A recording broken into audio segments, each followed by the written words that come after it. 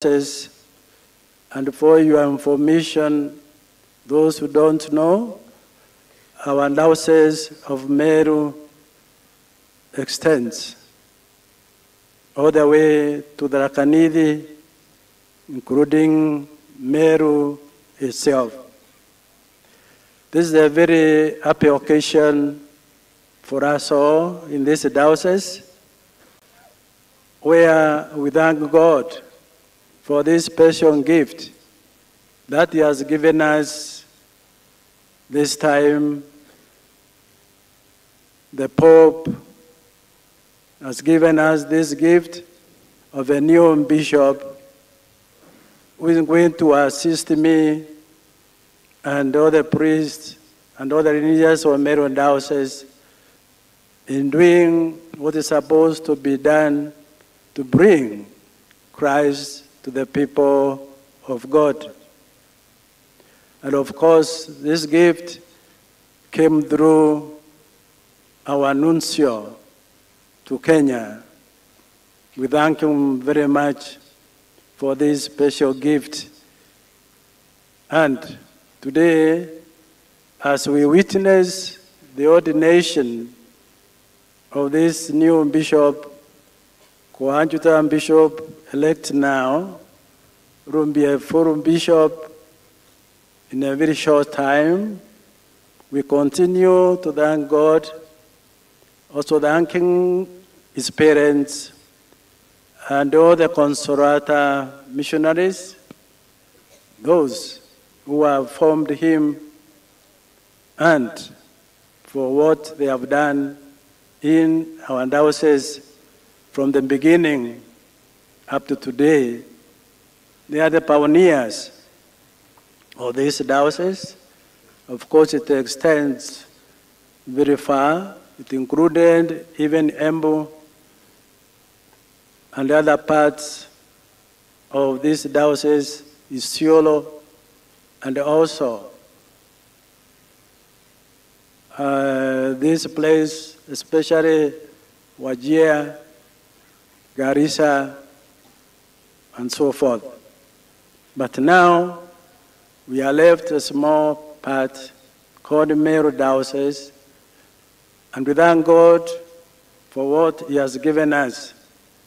So, my dear friends, from far and wide, and especially those who have come outside the Diocese of Meru, feel welcome and feel happy that this gift is very special, especially for me, because now I have an helper. And this brings me joy, because maybe we shall reach out more to the people of God when we are two of us, just for a short time. But as you know, I will be with him only for 1 year and 9 months only. After that, I tell him, kwaheri ya kuonana. Maybe only in prayers and meeting here and there, we shall be meeting.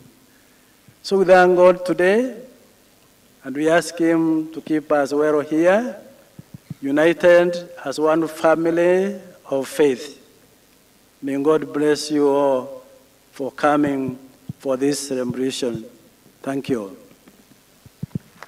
Naomba tusimame. Kindly let us be upstanding.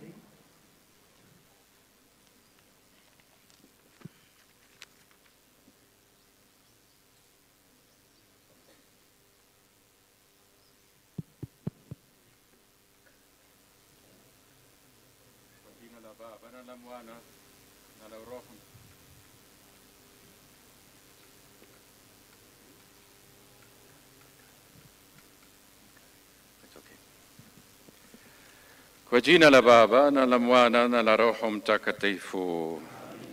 Amani iwe kwenu. We come together, as it was mentioned already, to witness the consecration to Bishop of Monsignor Jackson Muragara. And it is a special day today, the 19th of March. Normally, these kind of celebrations would take place on a Saturday, but today is on Wednesday for a particular reason, because it is the feast of Saint Joseph. Saint Joseph, if I'm not mistaken, also patron saint of this diocese, and even more, it was the same day in 2002 that Bishop Salesius was ordained himself. So today is also his anniversary.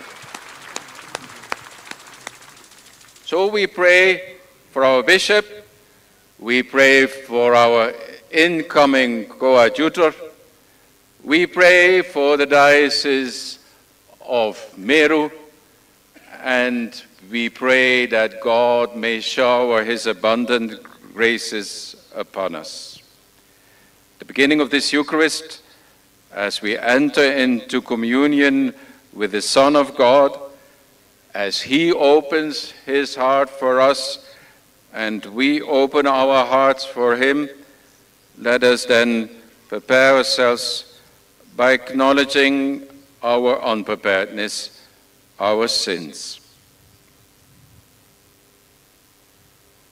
Ndugu zangu, tukiri dhambi zetu ili tupate kustawisha kuadhimisha mafumbo matakatifu.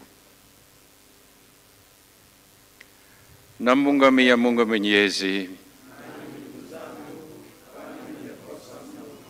kwa mawazo, kwa maneno, kwa matendo na kwa kutimiza wajibu. Nimekosa mimi, nimekosa sana. Ndiyo maana namwomba Maria mwenye heri, Bikira daima, malaika na watakatifu wote, nanyi ndugu zangu, niombeeni kwa Bwana Mungu wetu. Mungu Mwenyezi atuhurumie, atusamehe dhambi zetu, atufikishe kwenye uzima wa milele. Amen.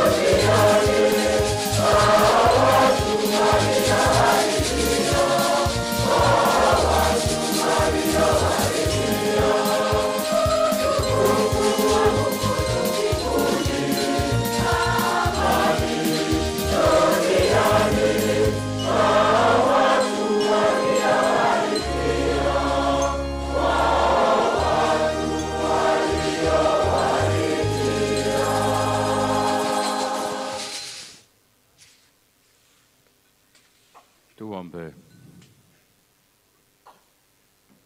Mungu Mwenyezi, umemkabidhi Mtakatifu Yosefu kazi ya kutunza kiaminifu mwanzo wa mafumbo ya wokovu wa binadamu. Tunakuomba kwa maombezi yake ulijalie kanisa lako litumikie daima kwa makini mafumbo haya. Kwa njia ya Bwana wetu Yesu Kristo mwanao, anayeishi na kutawala na katika umoja wa Roho Mtakatifu, Mungu daima na milele.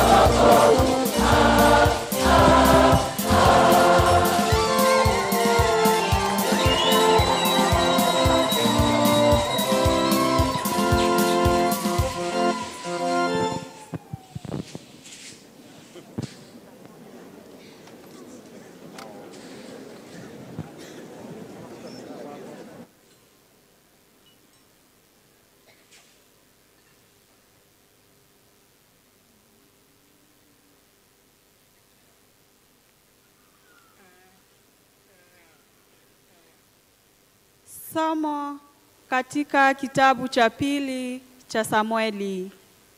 Siku zile neno la Bwana lilimjia Nathani kusema, nenda ukamwambia mtumishi wangu Daudi, Bwana anasema hivi, siku zako zitakapotimia, nawe umejipumzisha na baba zako,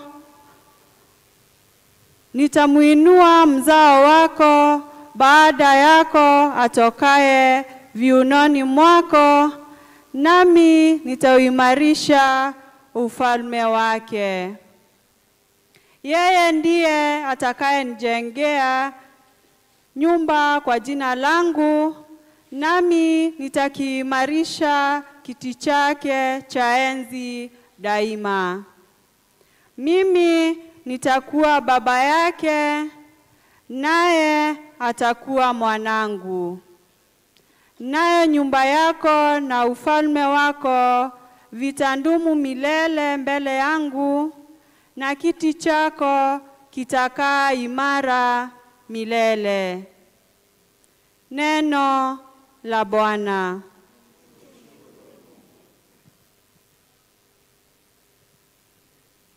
Zaburi ya kuitikizana. Wazao wake watadumu milele. Wazao wake watadumu milele.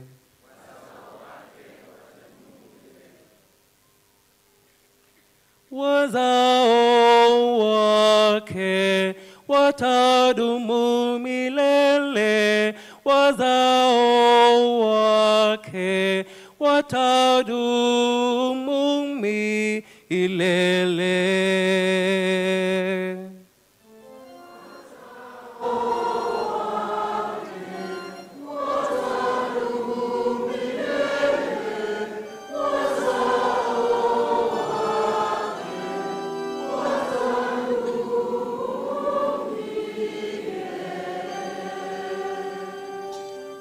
Wazao wake watadumu milele. Wazao wake watadumu milele.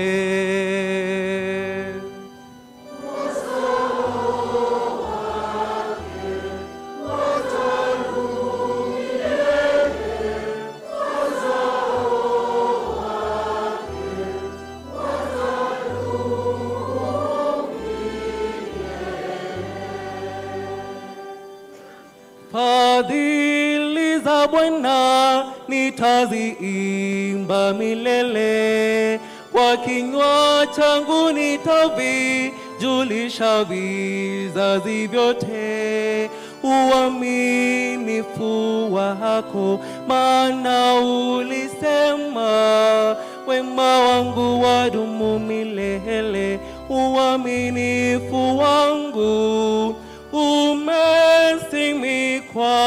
katika mbingu.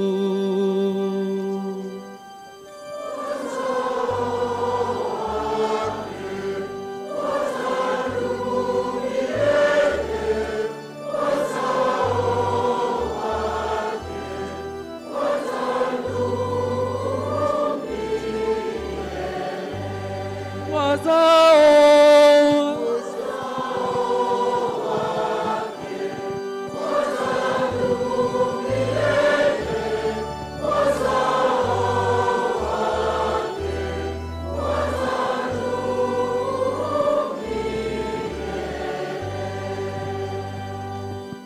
nimefunga agano na mteule wangu, nimemwapia Daudi mtumishi wangu, nitawasimika wazao wako hata milele, nitaimarisha kiti cha ufalme wako kwa vizazi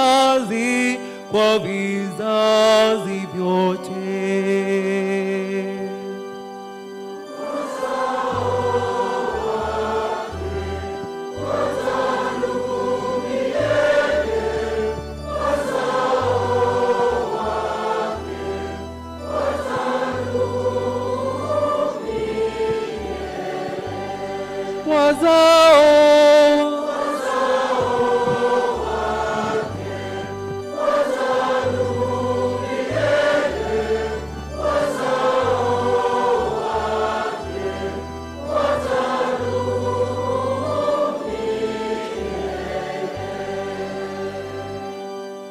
Yeye ataniita, wewe ni baba yangu, Mungu wangu na mwamba wa wokovu wangu, nitamuhifadhi fadhili zangu hata milele, na agano langu kwake litadumu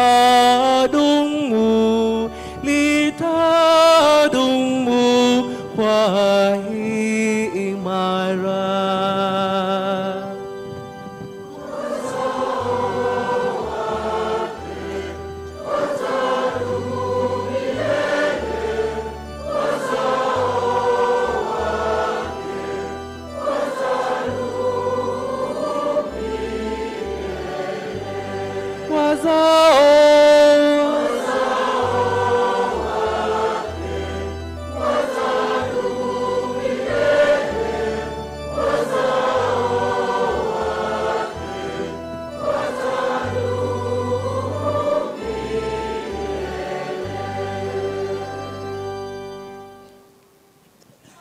Katika barua ya Mtakatifu Paulo kwa Warumi. Ndugu zangu, Abrahamu na wazao wake hawakupata ahadi ya kuirithi dunia kwa sababu ya sheria, ila kwa sababu ya uadilifu upatikanao kwa nguvu ya imani.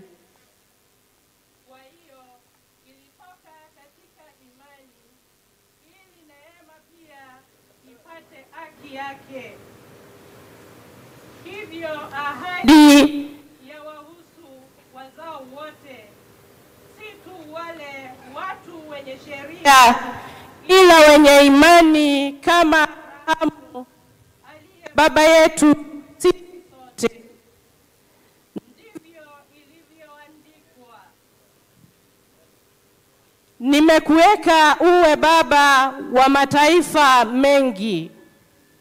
Basi ni baba yetu kwa Mungu, ambaye Abrahamu alimwamini kwamba ni muishi wa wafu na muumbaji wa vitu visivyokuwako bado.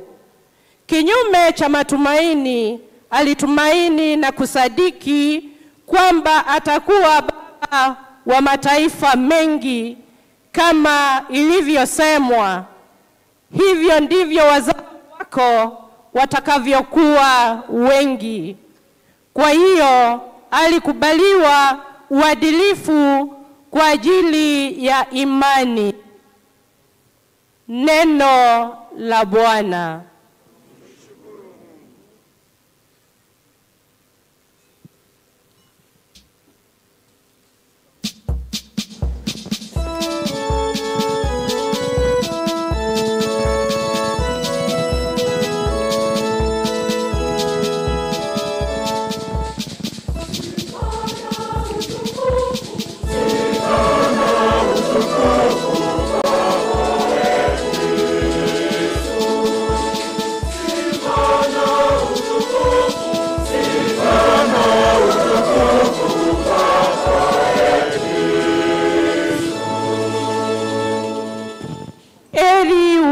wanaokaa nyumbani mwako, e Bwana, wanakusifu daima.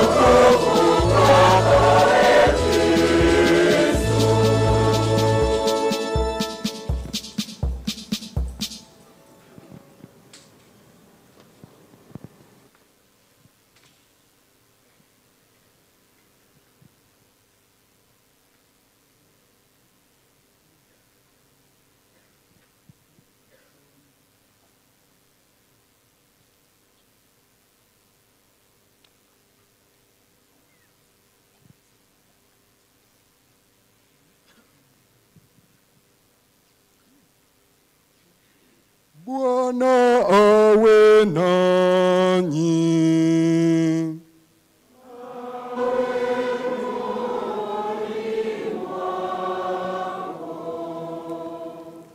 Somo katika Injili ilivyoandikwa na Mathayo.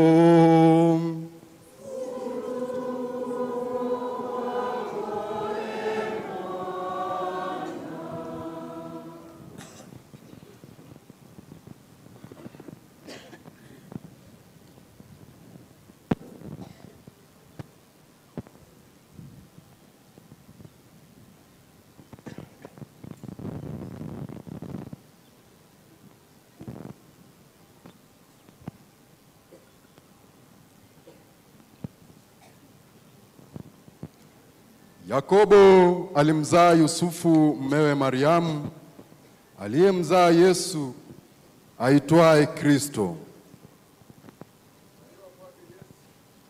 Kulikuwa hivi: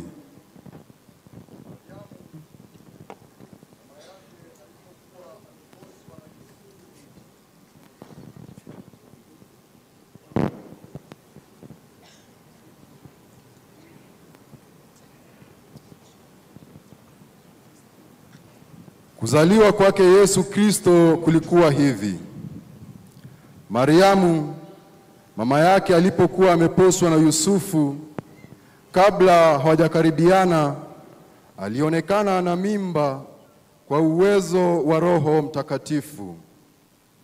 Nayo Yusufu mumewe, kwa vile alikuwa mtu wa haki, asitake kumwaibisha, aliazimu kumuacha kwa siri.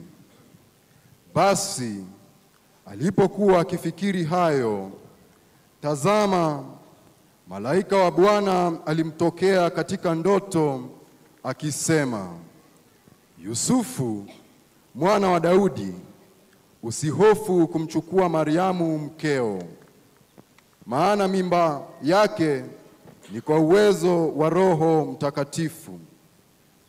Naye atazaa mwana, nawe utamuita jina lake Yesu, maana yeye ndiye atakayewaokoa watu wake na dhambi zao.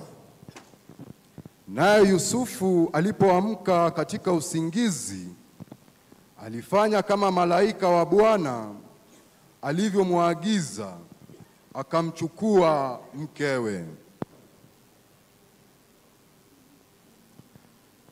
Injili ya Bwana.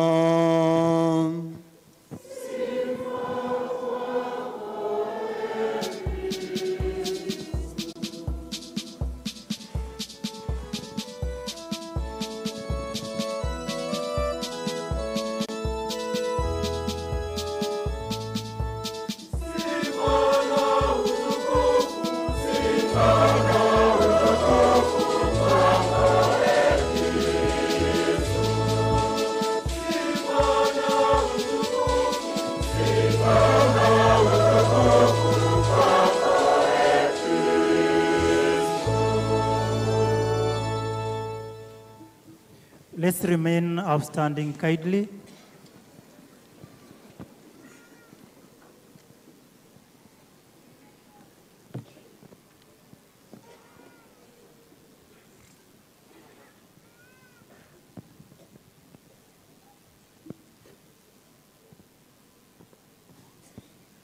choir, Holy Spirit song.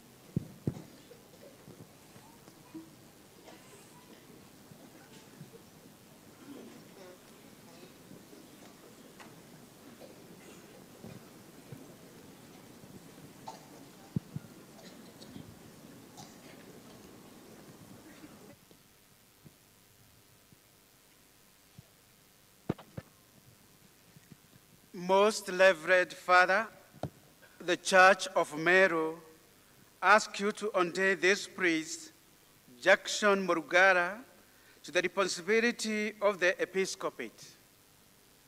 Have you a mandate from the Holy See? We have. Let it be read. Tunaweza keti.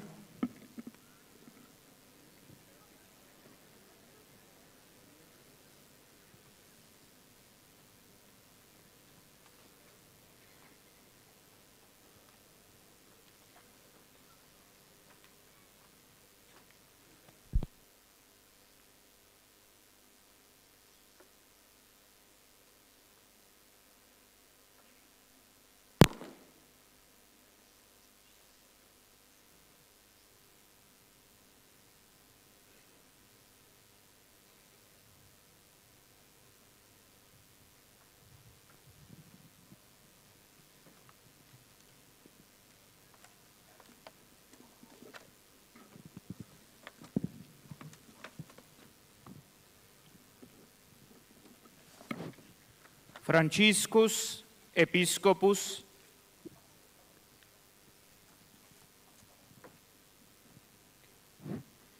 Franciscus Episcopus Servus Servorum Dei, dilecto filio Jackson Murugara, instituti missionum a consolata sodali, actenus paroco et rectori sanctuarii vulgo dicti consolata shrine in archidiecesi nairobiensi, constituto coadiutori ecclesiae meruensis, salutem et benedictionem. Quem ad modum a nobis officii nostri pastoralis ratio postulat, nos oculos sollicitudinis nostre assidue ad communitates ecclesiasticas totius orbis terrarum convertimus. Quam obrem pro apostolici nostri ministerii debito, nunc postulationem accepimus venerabilis fratris Salesii Mugambi, episcopi meruensis, qui in spiciens pastorales necessitates sue ecclesiae, cogitansque de religionis utilitate, nuper sancte sedi preces obtulit, ut prelatus coadiutor sibi concederetur. Nos ergo, favente sui modi desiderio, eius petitioni consentimus, atque te ad hoc munus nominamus, qui zelo aliisque necessariis dotibus polles.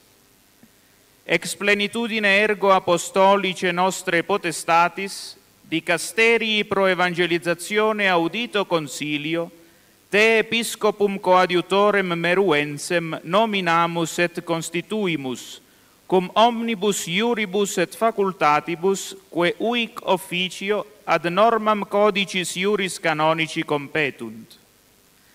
Ordinationem episcopalem extra Romam a catholico episcopo quem elegeris accipere poteris, servatis liturgicis normis.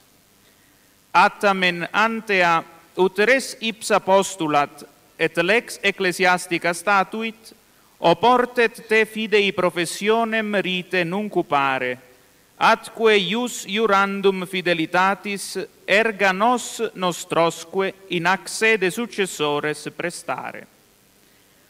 Hoc de nostro decreto, quam primum certiores facias clerum et populum diecesis meruensis, dum te, dilecte fili, tutele beate Mariae Virginis commendamus, ob cuius intercessionem semper consolationem animi invenire potes, te enixe adortamur, ut cum episcopo tuo concordi animo operam pastoralem naves, et populo Dei patris corde in servias evangelium Christi, enixe predicans et sacra sacramenta diligenter celebrans.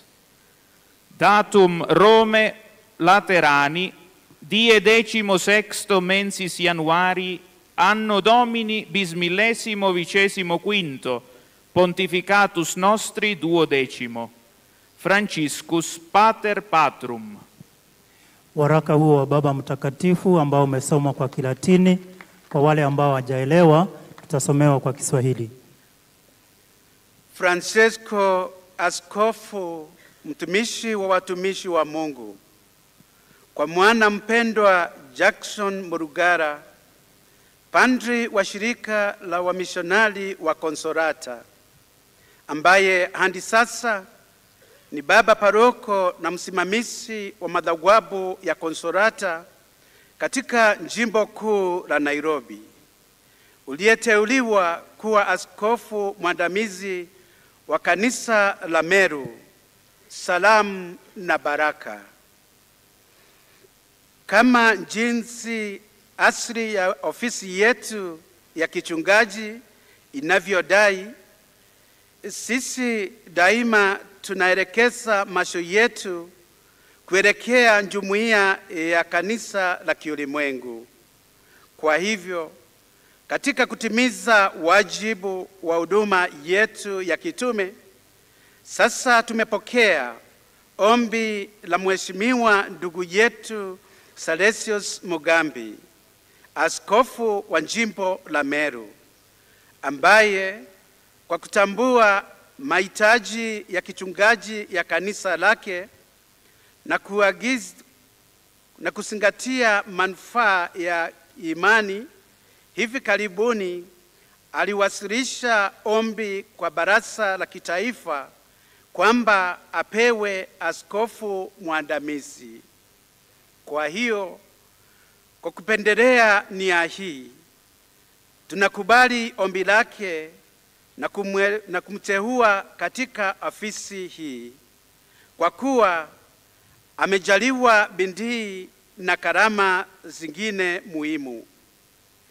Kutokana na utimilifu wa mamlaka yetu ya kitume, baada ya kusikia shauri la kindekastari ya utangazaji wa imani kwa mataifa, tunakuteua na kukuweka kama askofu mwandamizi wa Meru, mwenye haki na uwezo wote, ambao kwa mujibu wa kanuni ya sheria ya kanisa unahusu ofisi hii.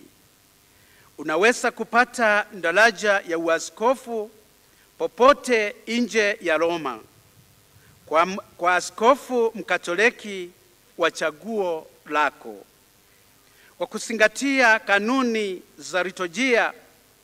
Hata hivyo, kabla ya kufanya hivyo, kama jambo lenyewe linavyohitaji na kama sheria ya kanisa inavyoagiza, ni lazima ukiri imani na kula kiapo cha uaminifu kwetu na waandamizi wetu katika kiti hiki. Unapaswa kutangaza agizo hili haraka iwezekanavyo kwa mapadri na watu wa jimbo Katoliki la Meru.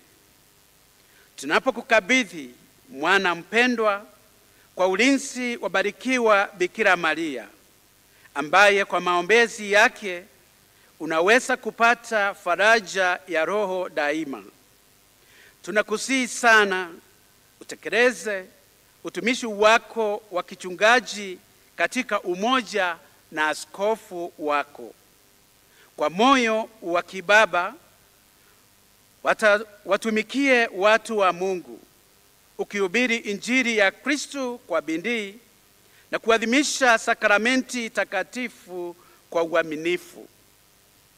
Imetolewa Roma, huko Latirani, siku ya 16 ya mwezi wa Januari katika mwaka wa Bwana wetu 2025, mwaka wa 12 wa upapa wetu. Francesco Papa. Pamoja tuseme tumshukuru Mungu na nkemi na ampe ntira igwa nkemi na ampe. Asanteni sana. Thank you.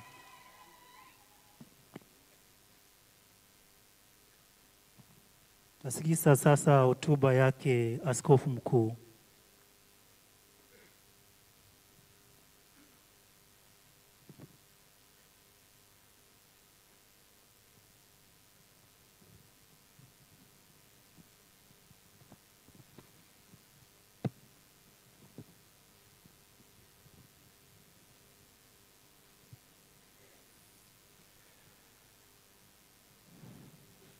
Dear Monsignor Jackson, my brothers in the episcopacy, brothers in the priesthood, religious men, women, people of God, si für Jesu Christo.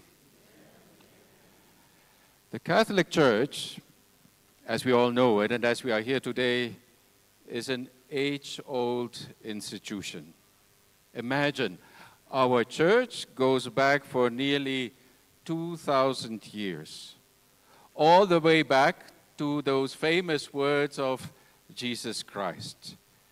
You are called Peter, and on this rock I will build my church, and the gates of hell will not prevail against it.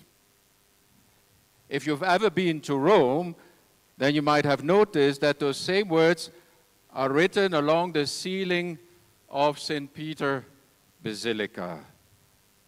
St. Peter in Rome, the church with the tomb of St. Peter. The church, in fact, also where the Holy Father lives. With Peter, the church takes shape.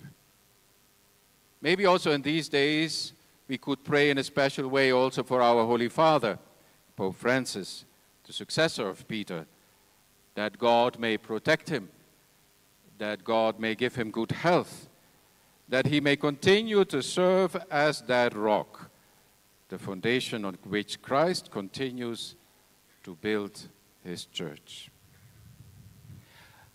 As bishops of that age-old church, the Catholic Church, we stand in a long apostolic tradition. In fact, they call it the apostolic succession, in which the grace of the episcopacy descends from St. Peter the rock, from those 12 apostles, in an unbroken chain all the way down to today, this 19th of March 2025, to Jackson Muragara. Today, Jackson will be connected, so to say, to that fisher of Galilee. He's called out of the boat. He has to leave his nets behind to become fisher of men. Jackson will be part of that chain of men of old, going back all the way to the 12 apostles, going back to Christ himself when he said, "You are Peter. On this rock I will build my church, and the gates of hell will not prevail against it." Later, dear Jackson, you might be able to trace back your own apostolic succession, and it will read more or less like this: Jackson Muragara, Archbishop Hubertus Vermegen, Pietro Cardinal Parolin, Pope Benedict XVI, Bishop Joseph Stangl, Archbishop Joseph Schneider. We are then already just before the Second World War. And it goes all the way down to Scipione Cardinal Rabiba, 1555. And then again, you could go back further, all the way to those 12 apostles, to the rock, to Peter himself. The Gospel of today about St. Joseph speaks also about succession.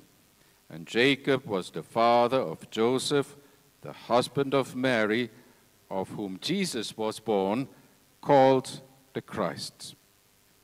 In the church, we are all part of that long-standing tradition which goes far beyond of what we remember about our families and our clans.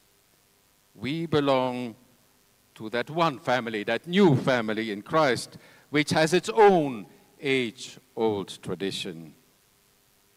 So today, Father Jackson, it might be a consolation to you that you're not standing here alone, but you are part of that same family, a family that goes back through the ages, an enormous family tree with many branches.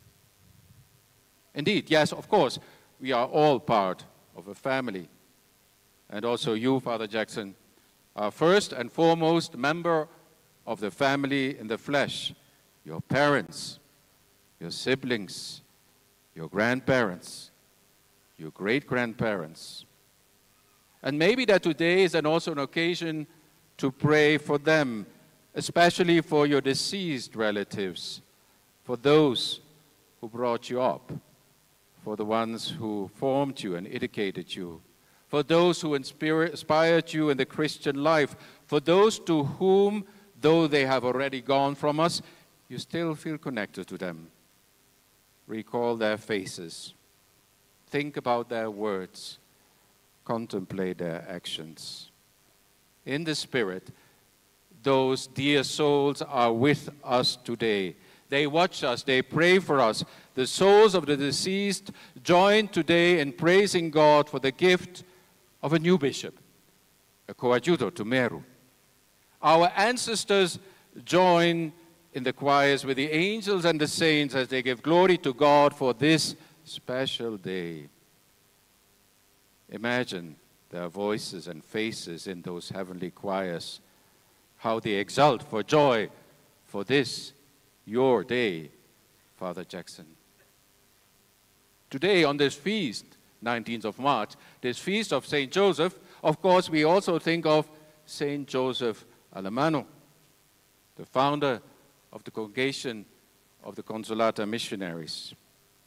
That is another family, another history of which you are part, Father Jackson. You are a member of the Consolata family, followers of St. Joseph Alemano, the rock of the congregation. And their devotion to the Consolata, to the Virgin Mary, has brought consolation to Kenya. We think today of the many missionaries, the many religious sisters and brothers who have given their lives for the mission in Kenya. And with you, Father Jackson, we think in a special way of Sister Elvin, who supported you. Their prayers are with us here today. Their presence consoles us. They have been good and faithful servants who have entered into the joy of the Lord. Yes, Father Jackson, you are a member of the Consolata family. You are a member of your own family. And now, you're also going to be a member of the rank of bishops in that long apostolic succession in the church. Yes, dear Jackson, you do not stand alone. You are carried by many. You build on the shoulders of many who have gone before you. And that's, in fact, a good thing about the Catholic Church, that you do not need to start from scratch. You do not need to be, so to say, original. You do not need to reinvent the wheel. The only thing you need to do is to listen to the Word of God, which is announced through the Church, which is taught through Peter, the rock, on which our church is built. In our church, it is never about originality. It's never about the one-man show, because originality in the church is already found in Christ. And the one-man show is He alone. In our liturgy in the Catholic Church, the celebrant is, so to say, only a channel of the grace of God. It is never about the person of the priest or the person of the bishop, but it's about the grace that flows into the church through him. It's about the sacraments. It's about the body and blood of Christ given to us in the Eucharist. In fact, let's face it, what is there greater to wish for than the real presence of Christ among us? So therefore, also in the Catholic Church, we do not shout, we do not scream like the prophets of Baal would do, because Christ is already with us. And we have to listen to him, in fact, in the silence of our hearts. And we recognize him in the breaking of the bread. He is our shepherd. He is our guide. He is our teacher. He is our creator. He is our God. God is here today. Yes, Father Jackson, it might be a relief for you to know that you do not have to put any new foundations, because your foundation is in Christ. He has put the foundations already, and the contours of the church are already drawn. As the opening prayer of the feast of today says, may your church constantly watch over the unfolding of the mysteries of human salvation. Those mysteries, those sacraments, that presence of Christ unfolds, in a sense, by themselves through the power of the Spirit. It's our only duty to watch over that process, to make sure that God's Spirit can work freely in us and in humanity at large. We, priests and bishops, we should never be obstacles to that grace, but mere channels facilitating God's presence in this world. Yes, dear Jackson, in Christ, the foundations of this church have already been laid. The foundations of the church are not in the first place about a building of stones or about a beautiful cathedral, but first and foremost, it's about that temple of the Holy Spirit, which is built in our hearts, in the people of God. A bit like we heard in the first reading of today. Thus says the Lord, when your days are fulfilled and you lie down with your father, I will raise up your offspring after you, and he shall build a house for my name. You know, some of our priests feel the need to get involved in big projects. A school here, a clinic there, a new parish house, a new church, yes, even a university or a new cathedral. They feel that by doing so, they be relevant to the world. They can leave, so to say, a legacy. You, dear Jackson, take it from me that you do not need to impose a housing levy to build a new house for the Lord.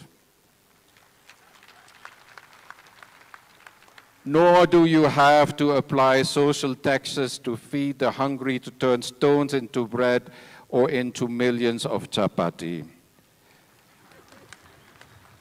As a bishop, you don't have to go for an election campaign. You don't need, as another bishop said, any church advertisement. You don't have to prove yourself. God has already made his choice. You are his son in whom he is well pleased. You are his apostle. No doubt about it. Maybe, maybe that's the difficult part of being a religious, a priest, or a bishop. The fruits of your work are not always immediately visible. As Jesus taught his disciples, the kingdom of God is like a farmer who scatters his seed on the ground. And night and day he sleeps and wakes, and the seed sprouts and grows, though he doesn't know how. All by itself, the earth produces a crop. The legacy of a priest and the hard work of a bishop is not always visible. It's not about what he has built or what he has achieved in material terms. It's more about souls than about stones. Indeed, the church you are called to serve and to lead as a bishop exists only for one reason, and we heard it in the gospel of today. His name will be Jesus, for he will save his people from their sins. So the forgiveness of sins is the first and foremost vocation of the church, and there is no other. All the other activities of the church flow from this one, reconciliation with God. It's, so to say, the calling of the church to weave a web of reconciliation with God and one another. So therefore, dear Jackson, don't fall for the temptation to become like some of us, focusing on financial gain, prestige, or increase of power. Think of the gospel of temptations, which we read just 2 weeks ago. Then the devil led him up to a high place, and he showed him in an instant all the kingdoms of the earth. And he said, I will give you authority over all these kingdoms and their glory. And he said, so if you worship me, it will be all yours. Dear Jackson, don't fall for the lure of power and possession. Don't fall for the lure of the devil. How many of us have not fallen for that temptation? They sold out their souls for a few shillings in an envelope. But God said to him, "You fool, this very night your life will be required of you, and then who will own what you have accumulated?" This is how it will be for anyone who stores up treasures for himself, but is not rich towards God. Dear Father Jackson, in many ways you may not see the result of your hard labor in the vineyard of the Lord. But don't get disappointed. The beginnings of the church were equally poor. Under the cross, only John, the youngest of the 12, remained, and a few women. And at the funeral of the Lord, none of the disciples turned up. Everybody has abandoned him. Only his direct family remained. But then again, look around here, now, here, today, here in Meru. Behold, I tell you, lift up your eyes and look at the fields. They are white for harvest already. All this work of your family, of the missionaries, the Consolata missionaries included, the bishops, the priests, your relatives and ancestors, make this church into what it is today, white for harvests. Let us then continue to evangelize, send workers into the harvest so that our people may stand strong in faith, resisting the onslaught of consumerism, individualism, and the sin of greed. St. Joseph, whose feast we celebrate today, St. Joseph, our beloved saint and father, was tasked with the care for the Holy Family. St. Joseph was asked as a foster father to accompany Jesus into that growth to full maturity as a man of God, as the Son of God. Dear Jackson, it will be therefore your task to follow in those footsteps of St. Joseph, to give Christ ample space in the diocese. You will be in 2 years' time the father of this diocese, and you will have to take care that Christ can further root in the diocese, as the opening prayer says, that you may constantly watch over the unfolding of the mysteries of human salvation. You see, it's not about our work, it's not about your work, but it's about his work, about the work of Christ, that his presence may take root in the world. Yes, it sounds so simple, but it is so difficult. Finally, we pray, dear Jackson, that you will be that wise and faithful servant who the Lord has put in charge of the household, to watch like a father over the children of the kingdom of God. St. Joseph, it was said, was a righteous man. He lived the law in love for God. And he did not rule with an iron fist, but was full of God's tender mercy, as we even heard in the gospel of today. This year, 2025, is a jubilee year, a holy year. It is a time of mercy, because those who are weak and vulnerable, distant and alone, need to feel the presence of brothers and sisters who can help them in their need. It is a time of mercy, because no sinner can ever tire of asking forgiveness, and all can feel the welcoming embrace of the Father, as Pope Francis wrote in his letter Misericordia et Miser.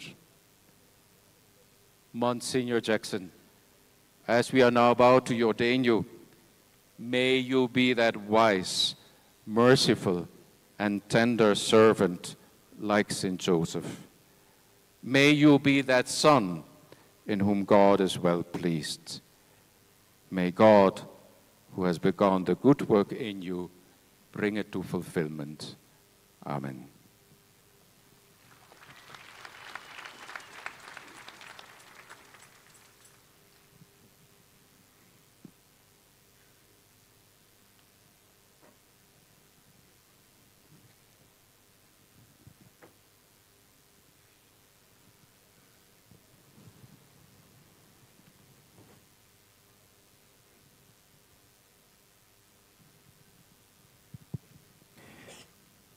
Tutachukua muda kidogo tu kutafakari hayo mahubiri ya Kiaskofu Mkuu.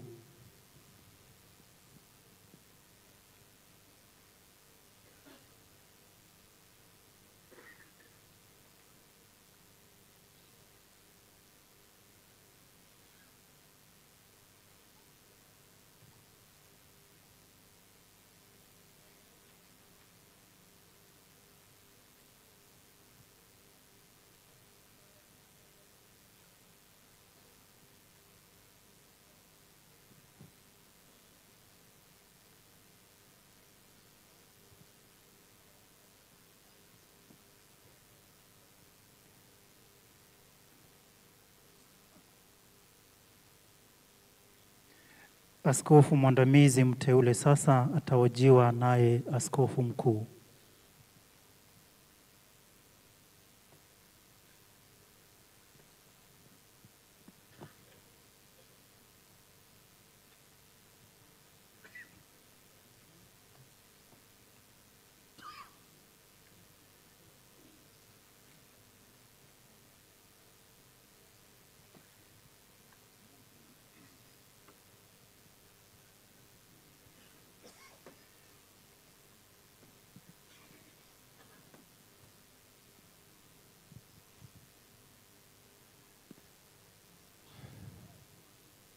The ancient rule of the Holy Fathers decrees that the one to be ordained bishop should be questioned in the presence of the people concerning his resolve to guard the faith and to discharge his office.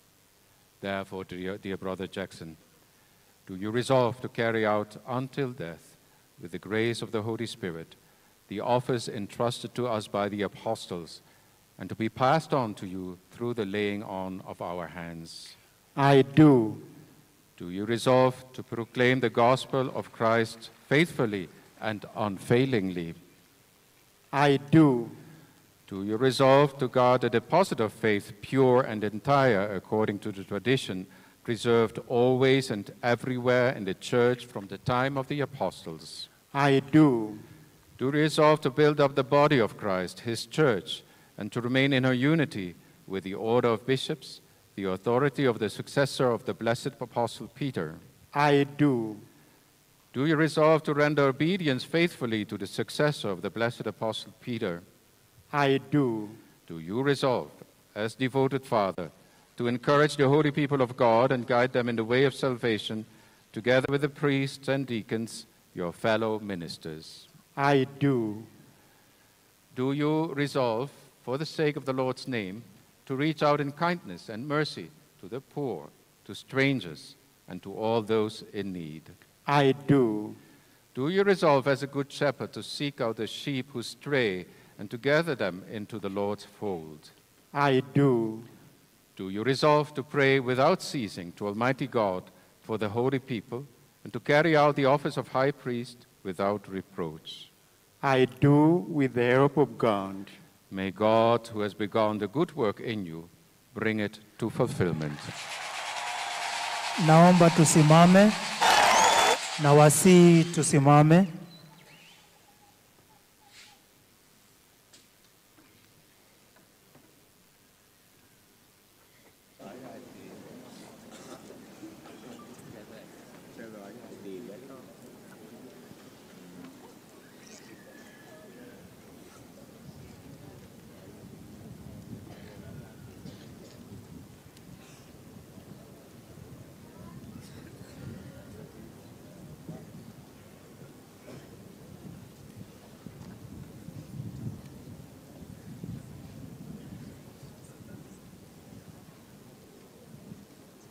Let us then pray, dearly beloved, that the loving kindness of Almighty God, providing for the welfare of the Church, will grant to this chosen one an abundance of his grace.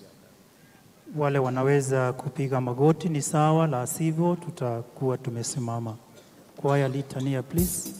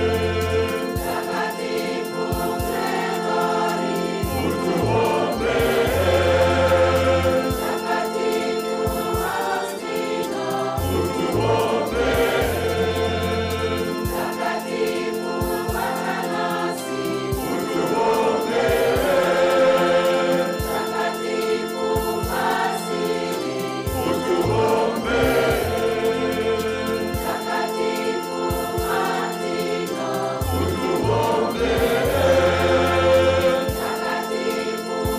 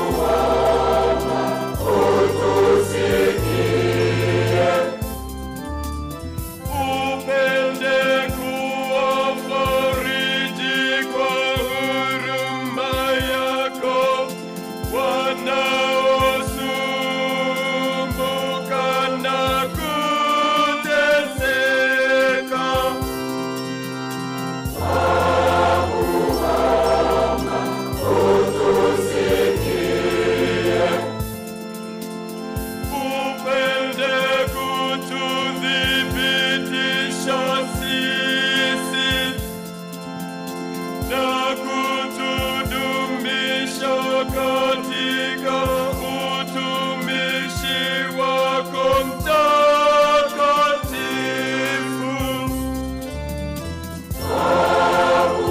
Twakuomba utusikie.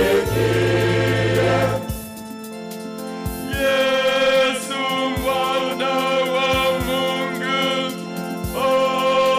aliye hai, twakuomba utusikie.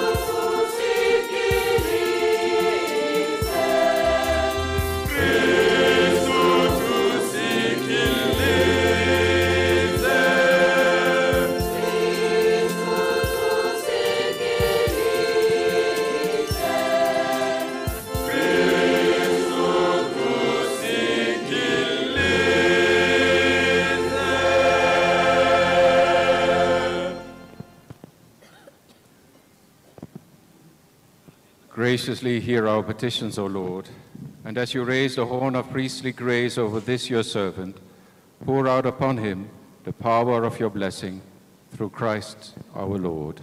Amen. Wenye wamepiga magoti naomba tusimame.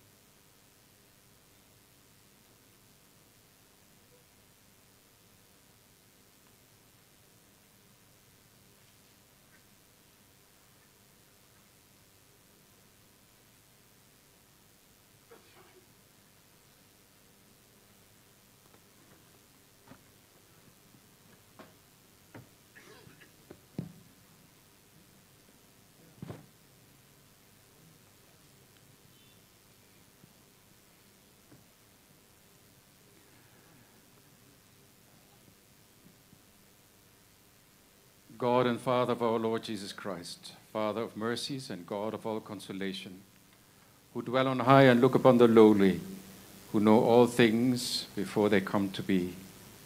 It is you who established order in your church through your gracious word, who from the beginning predestined a righteous people born of Abraham, who instituted rulers and priests and did not leave your sanctuary without ministry, who from the beginning of the world have been pleased to be glorified in those you have chosen.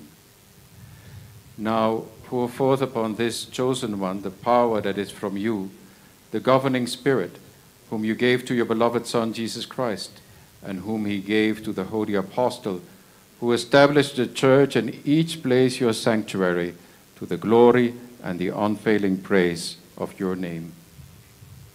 Grant, O Father, knower of all hearts, that this your servant, whom you have chosen for the episcopate, may nourish your holy flock, and may without reproach exercise before you the high priesthood, serving you night and day, that he may unceasingly cause your face to shine upon us and offer the gifts of your holy church.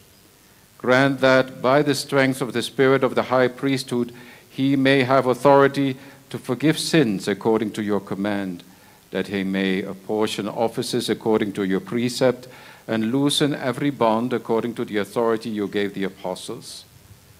May he be pleasing to you in meekness and purity of heart, offering a sweet fragrance to you through your Son Jesus Christ, through whom glory and power and honors are yours with the Holy Spirit in the Holy Church, now and forever and ever. Tuitikie amina.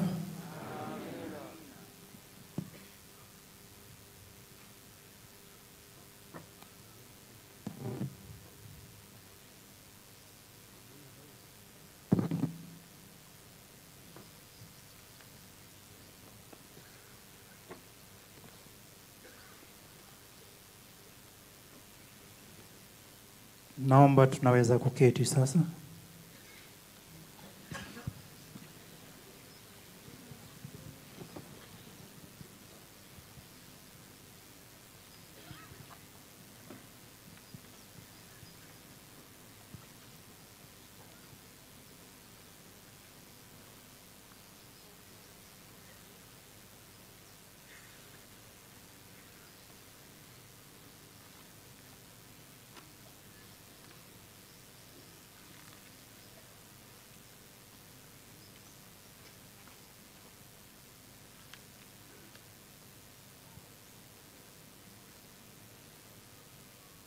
May God, who has made you a sharer in the high priesthood of Christ, himself pour upon you the oil of mystical anointment and make you fruitful with an abundance of spiritual blessing.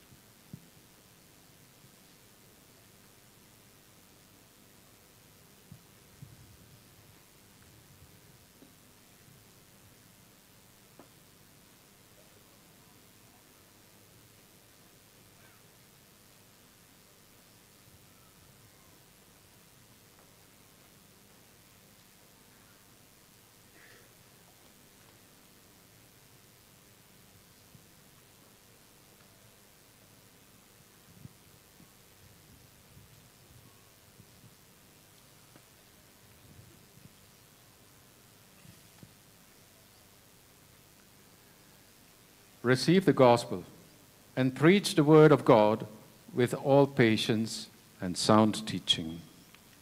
I have to keep it.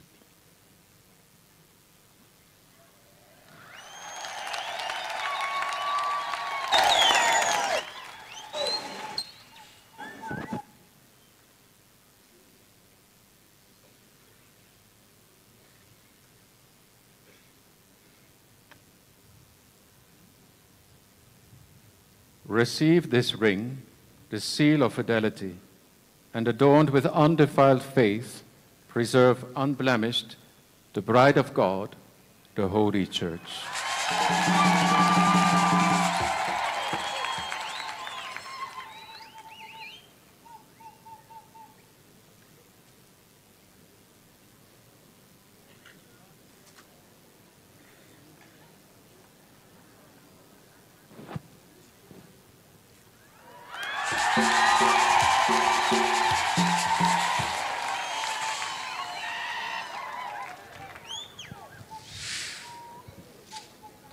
Receive the mitre, and let the splendor of holiness shine in you, so that when the chief shepherd appears, you may merit to receive the unfading crown of glory.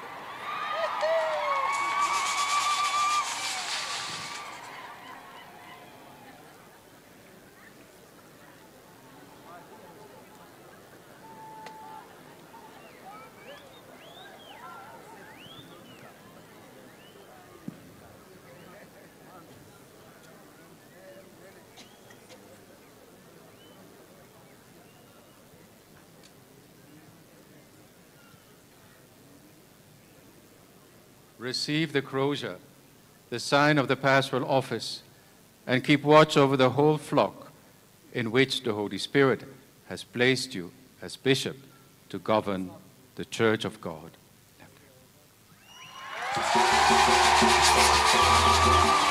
Naomba tusimame wote, na wasii tusimame wote.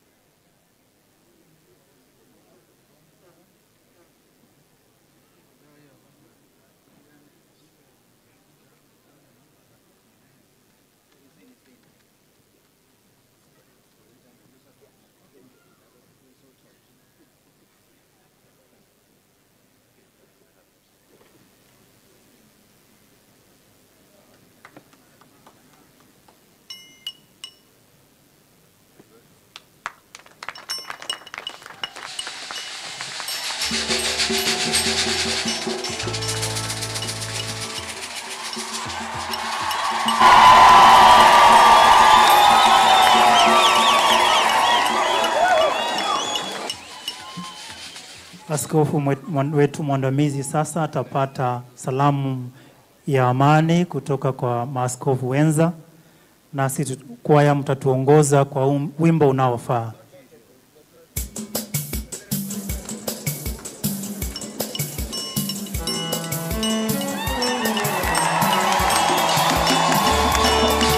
Tunaweza keti na tujiunge na kwaya.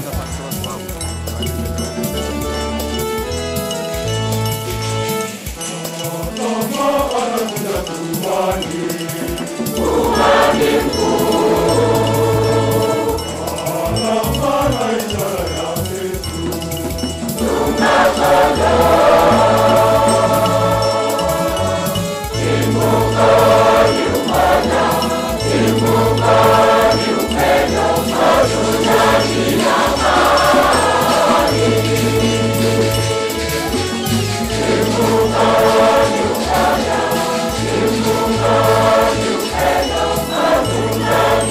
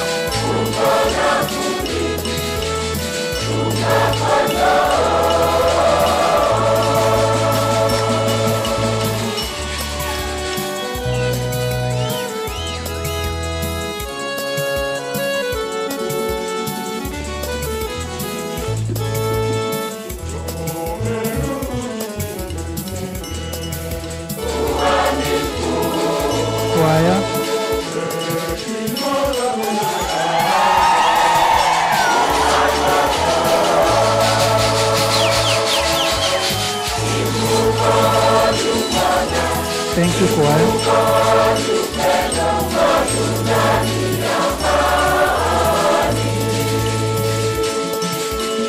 Thank you, choir.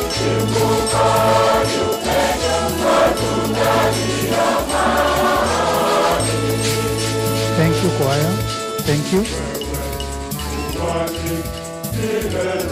Thank you, choir.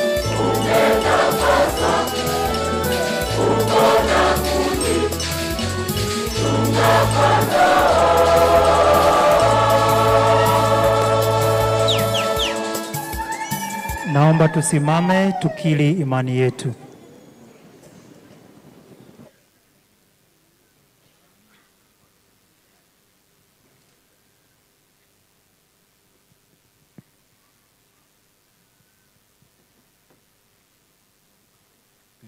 Kanuni ya imani. Nasadiki kwa Mungu moja, Baba Mwenyezi, Muumba wa mbingu na nchi na vitu vyote vinionekana na visionekana.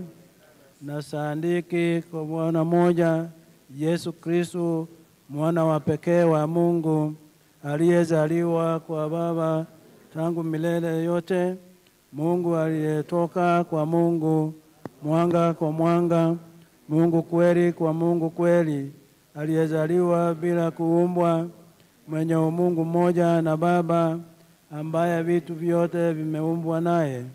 Alishuka kutoka mbinguni kwa ajili yetu sisi wanadamu, na kwa ajili ya wokovu wetu. Akawa mwili kwa uwezo wa Roho Mtakatifu, kwake yeye Bikira Maria akawa mwanadamu. Akasulubiwa kwa ajili yetu sisi kwa mamlaka ya Ponso Pilato, akateswa, akafa, akazikwa, siku ya tatu akafufuka kadiri ya mwanako, akapaa mbinguni, amekaa kuume kwa Baba. Atakuja tena kwa utukufu kwa hukumu ya uzima na wafu, na ufalme wake hautakuwa na mwisho. Kwa Roho Mtakatifu, Bwana mleta uzima, atokaye kwa Baba na Mama, aliyevundiwa na kutakaswa pamoja na Baba na Mwana, aliyenena kwa vinywa vya manabii. Na saandike kwa kanisa moja takatifu Katoliki la mitume, na ungama ubatizo mmoja kwa maondoleo ya dhambi, na ngojea kwa ufuko wa wafu na uzima wa milele ijayo. Amina.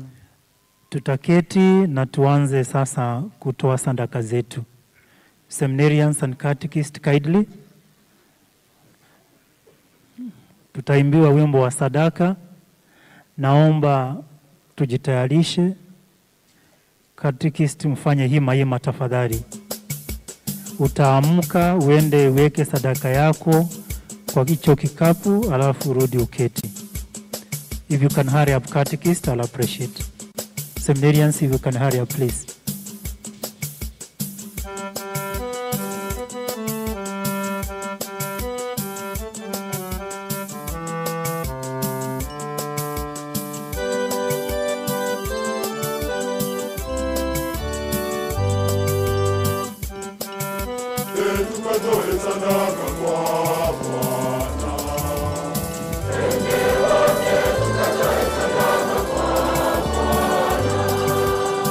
Thank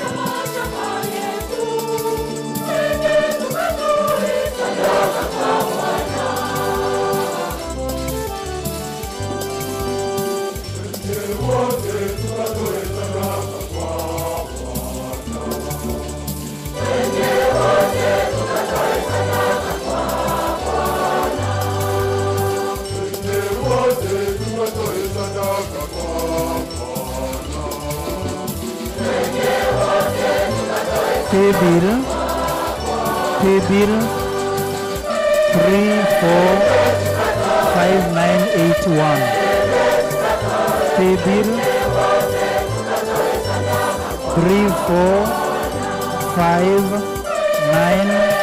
345981. Pay bill again finally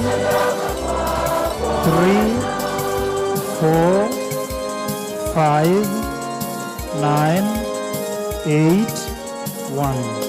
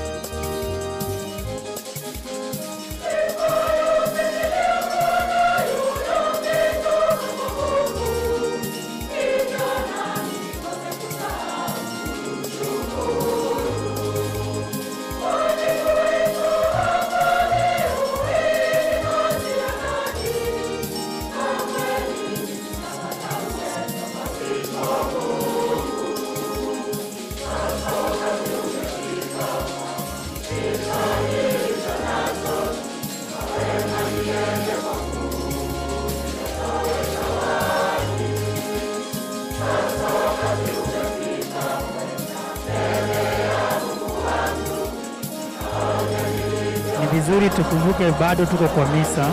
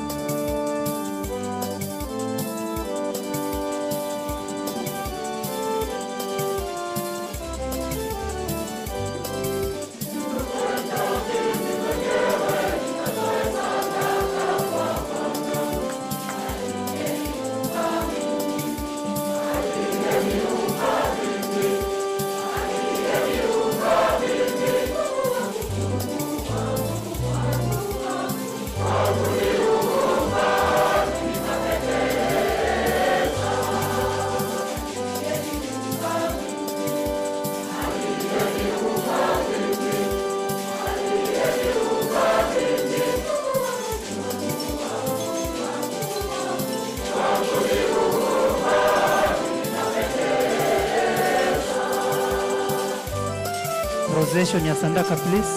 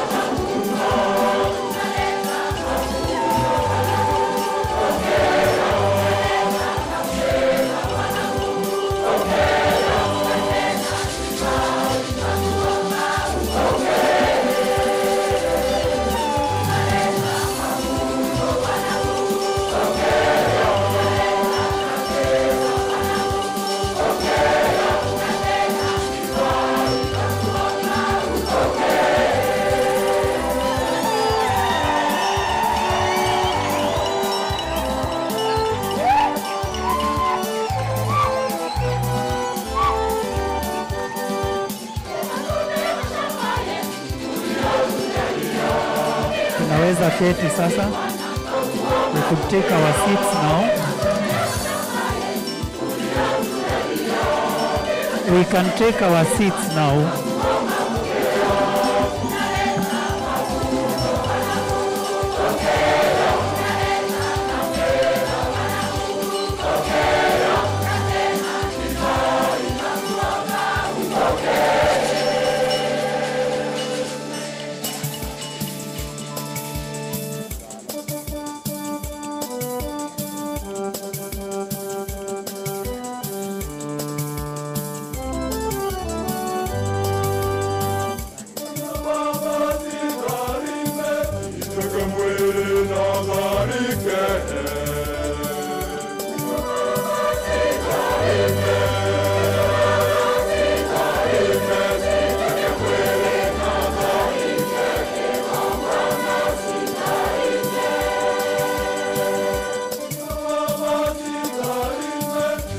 wake mwili na dhari kele.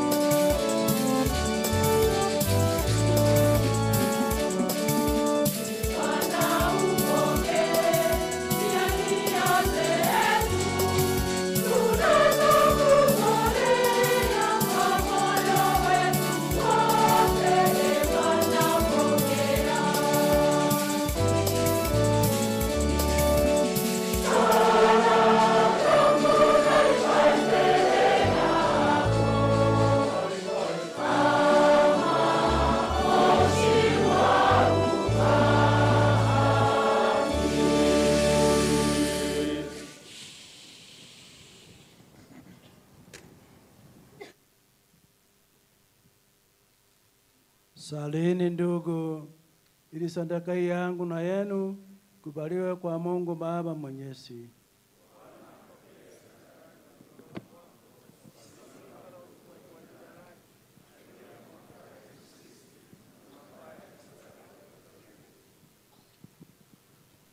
Bwana Mtakatifu Yusufu alitumikia kwa moyo mkuu mwanao pekee alizaliwa na Bikira Maria. Tunakuomba uwezeshe na sisi kuhudumia kwenye altari yako kwa moyo safi kwa njia ya Kristo Bwana wetu.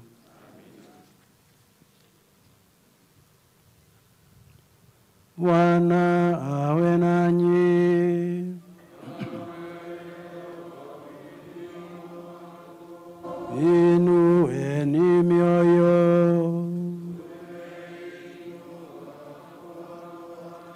Tumshukuru Bwana Mungu wetu.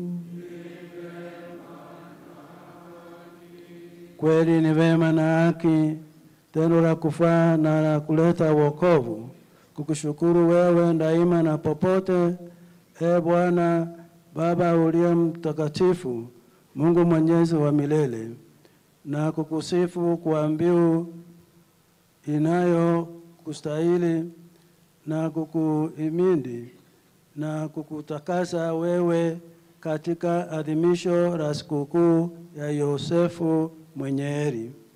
Yeye alikuwa mtu mwenye haki, aliyependa awe mume kwa Bikira Maria mama wa Mungu, na kama mtumishi mwaminifu na mwenye busara aliweka juu ya familia yako takatifu awe baba mlinzi na mwanao mpenzi Yesu Kristo Bwana wetu, aliyetungwa mimba kwa uwezo wa Roho Mtakatifu.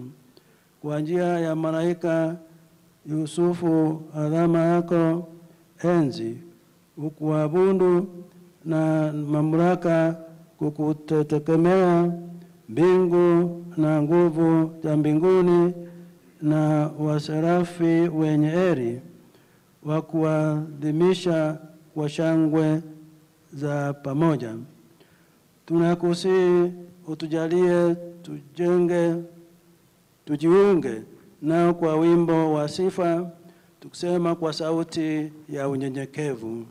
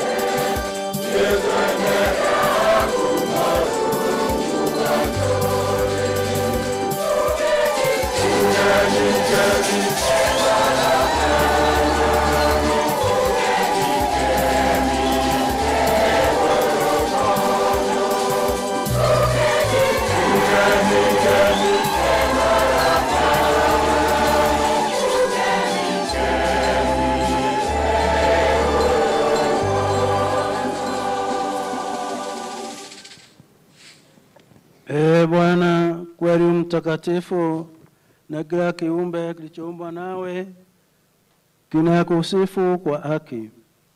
Maana kwa njia wanao Bwana wetu Yesu Kristo, na kwa uwezo tendaji wa Roho Mtakatifu vyote na kuvitakatifuza, wala watu kwa kusanya watu kwako, ili toa mawio ya jua hata machweo yake, dhabihu safi itolewe kwa jina lako. Basi Bwana, vipaji hivi ambavyo tunakuletea ili uvitakase, upende kuvitakatifuza kwa roho huyo, ili iwe mwili na damu ya Bwana wetu Yesu Kristo, aliyetuamuru tuadhimishe mafumbo haya. Maana yeye mwenyewe usiku ule alipotolewa, alitoa mkate, akakushukuru, aliukubali, akaumega, akawapa wafuasi wake akisema, twaeni mle wote, huu ndio mwili wangu utakaotolewa kwa ajili yenu.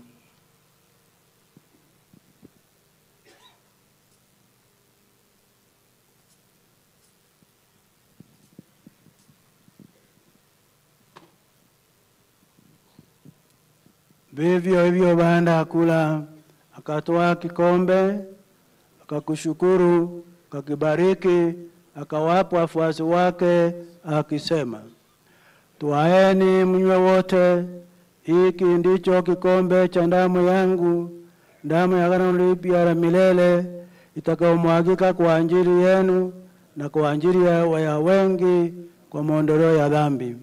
Fanyeni hivi kwa ukumbusho wangu.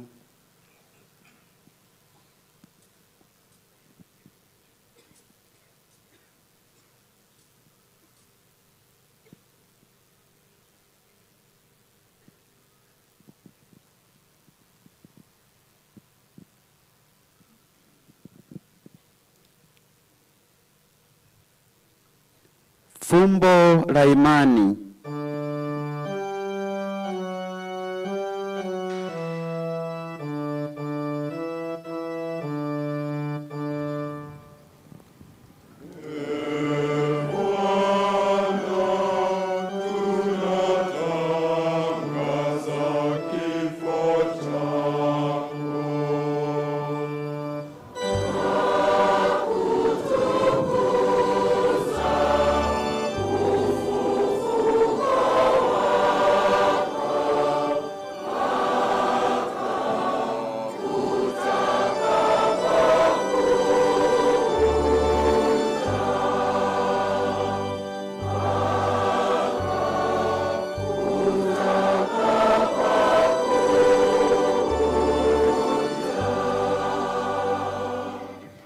Kwa hiyo Bwana, tunapoadhimisha ukumbusho wa mateso ya mwanao aliyetayo wokovu, pamoja na ufufuko wake na ajabu ya kupaa kwake mbinguni, tunapowatazamia ujio wake wa pili, tunakutolea kwa shukrani sadaka hii iliyo hai na takatifu.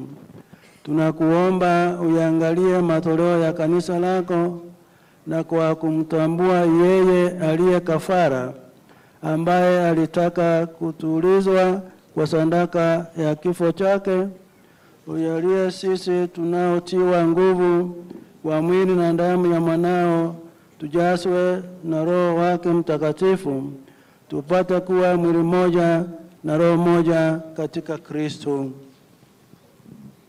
Yeye atufanye sisi tuwe kwako sadaka timilivu ya milele, ili tuweze kupata urithi pamoja na wateule wako. Kwanza kabisa pamoja na Bikira Maria mwenye heri, mama wa Mungu, na Mtakatifu Yosefu mume wake huyo Bikira, na mitume wako wenye heri, na mashahidi wako watakatifu na watukufu wote, ambao tunategemea kupata daima msaada wa maombezi ya mbele yao.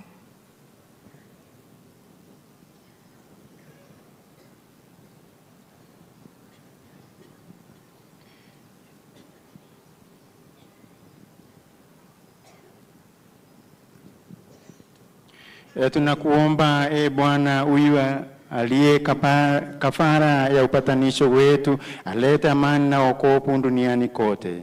Upende kuimarisha katika imani na mapendo kanisa lako lililosafiri hapa duniani, pamoja na mtumishi wako Baba Mtakatifu wetu Francesco na askofu wetu Salesius Mugambi, na mimi mtumishi wako nisiofaa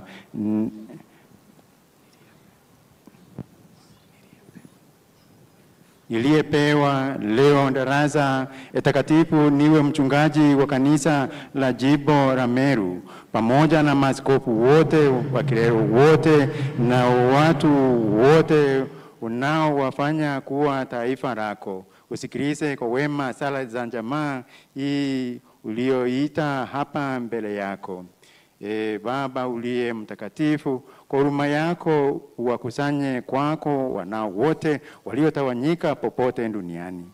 Uwapokee kwa wema katika ufalme wako ndugu na dada zetu marehemu na wote waliaga dunia wakiwa wamekupendeza. Nasi tunatumaini kufika katika ufalme huo ili pamoja tushibishwe milele kwa utukufu wako kwa njia ya Kristo Bwana wetu, ambaye kwa njia yake unaujalia ulimwengu mema yote.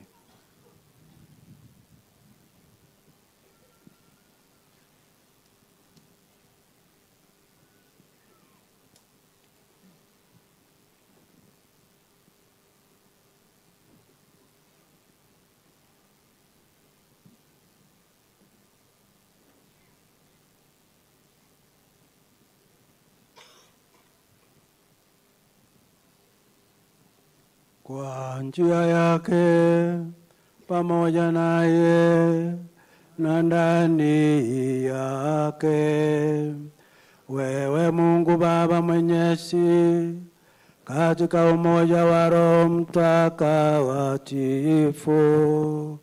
unapata heshima na utukufu wote milele na milele.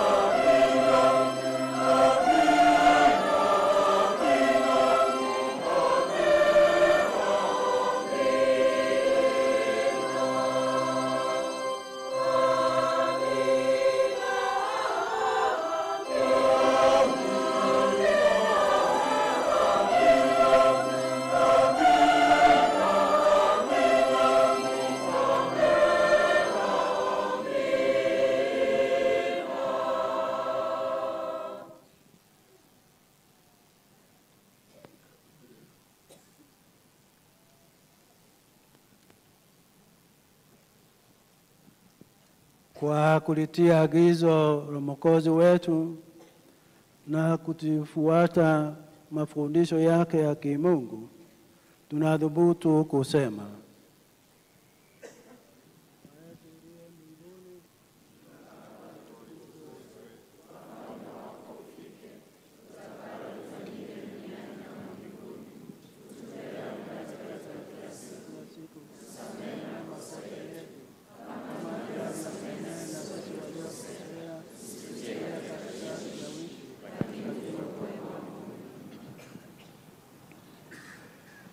Bwana, tunakuomba utuopoe katika maovu yote, tujalie kwa wema amani maishani mwetu, kusudi kwa msaada wa huruma yako tuopolewe daima na dhambi, wala tusifadhaishwe na jambo lolote, tunapoazimia tumaini kwenye heri na ujio wa Mwokozi wetu Yesu Kristo.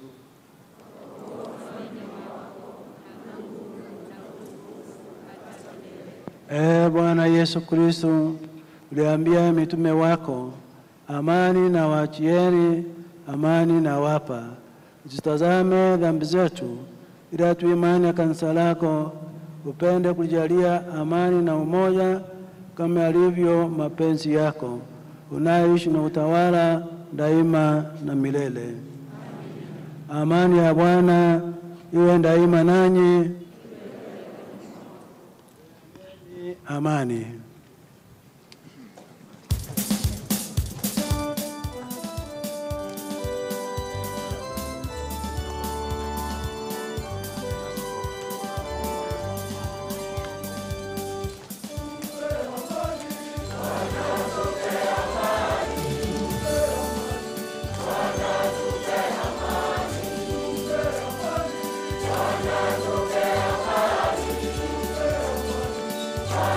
Tupe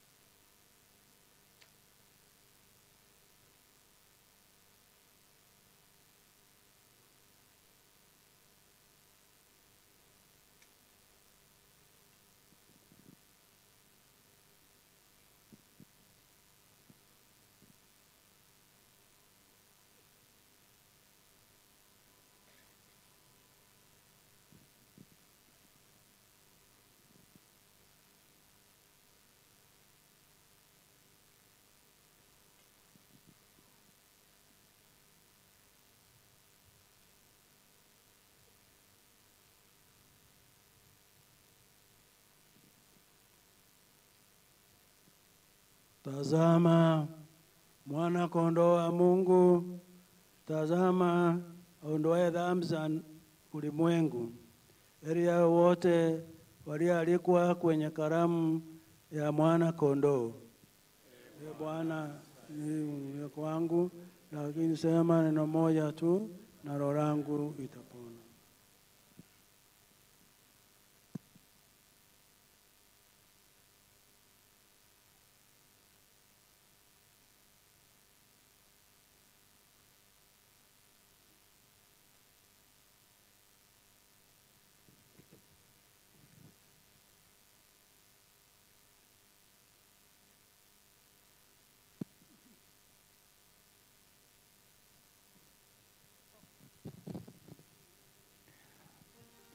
Wakati wa kupokea Ekaristia Takatifu, kwa heshima nitaomba tuwaruhusu Wakatoliki ambao shiriki Eukaristia peke yao.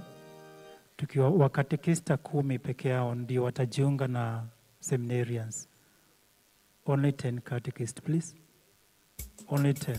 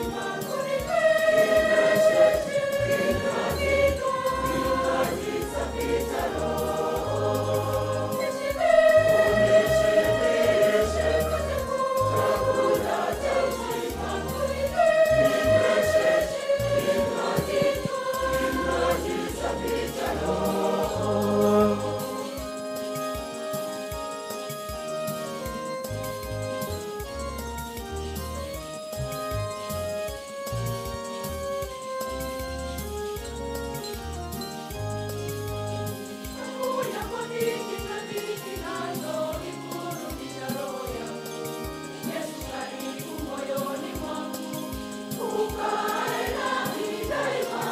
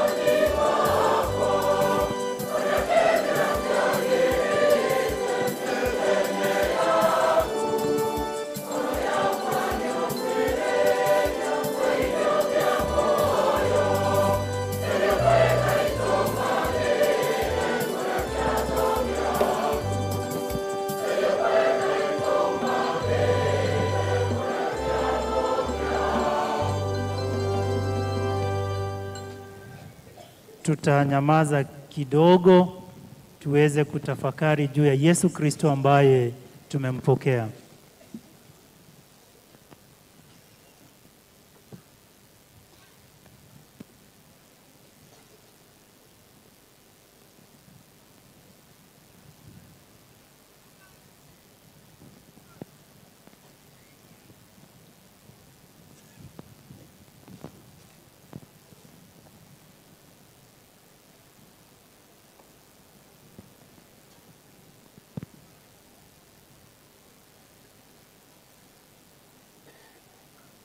Tusimame kwa sala baada ya communion.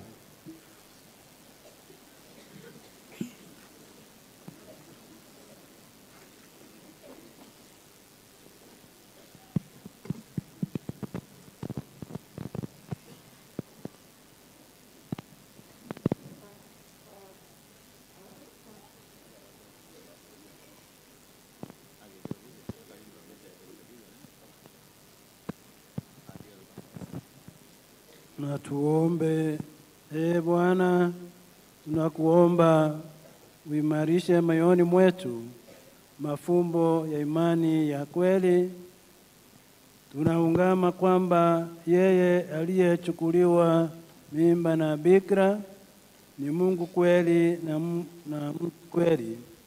Kwa nguvu ya ufufuko wake uletao wokovu, utujalie tustahili kuifikia furaha ya milele.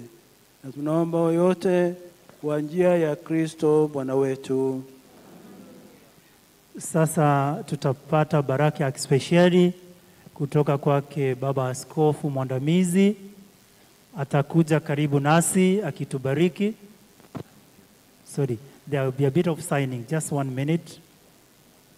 A document to be signed, and then after we do that.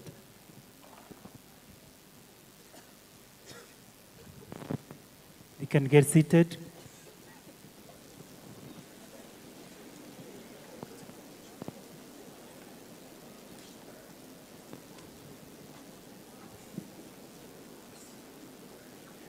Choir, just one stanza, please.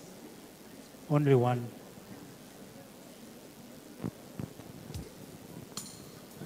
As the bishop-elect signs the document. Coadjutor bishop signs the document. Not elect anymore. Sorry for that.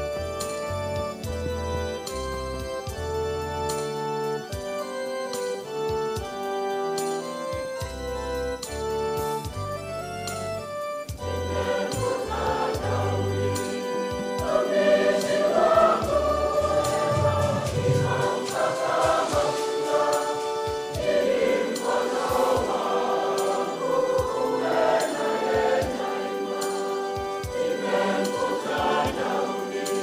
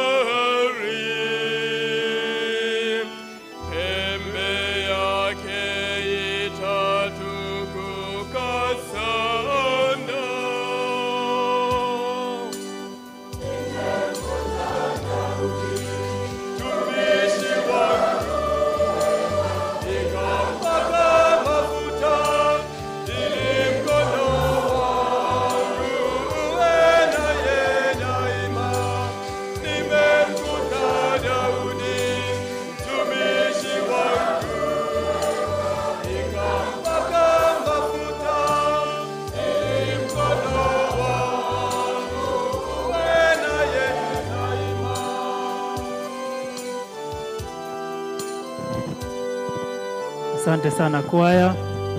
Naomba tusimame ili tupokee baraka yake. Askofu mwandamizi ataandamana pamoja na askofu mkuu wa jimbo la Nairobi, Askofu Philip Anyoro, na askofu wetu Askofu Salesius Mugambi. Wataweza kutembea karibu nasi. Sijui kama itawezekana kutembea katika uga wote, lakini mahali popote tutakapokuwa tutapokea baraka zake kwa ishara ya msalaba. In the meantime, kwaya mtatuimbia wimbo wa shukurani. Your Grace and Your Lordship, please.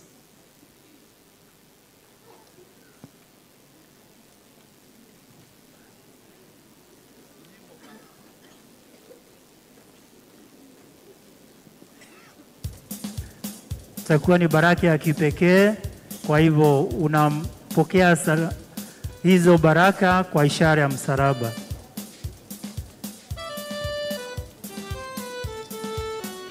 Na tunajiunga na kwaya kwa wimbo wa shukurani.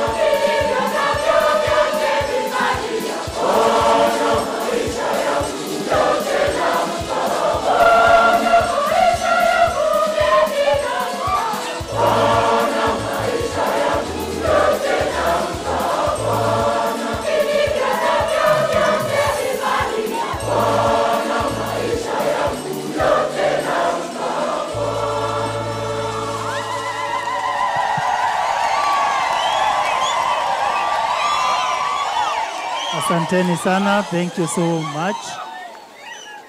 Sasa kama tumesimama hivyo, tutapata baraka ya mwisho.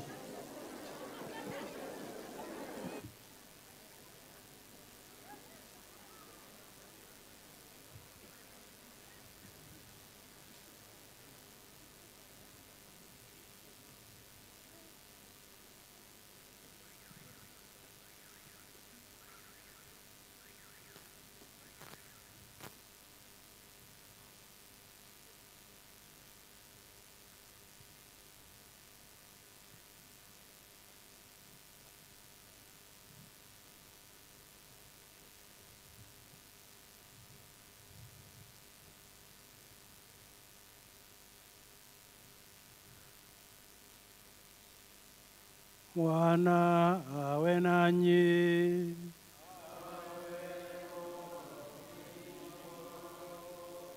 Jina la Bwana litukuzwe. Sasa milele. Msaada wetu katika jina la Bwana.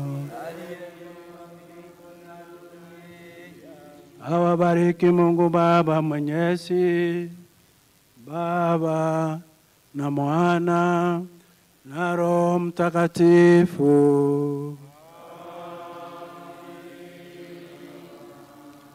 Nendeni na amani.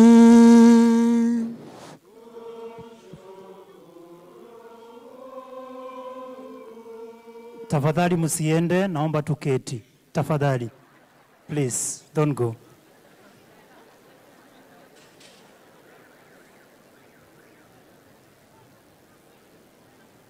Your Excellency, allow me to invite the Vicar General of our diocese to pass a vote of thanks. Father Matthew, kindly.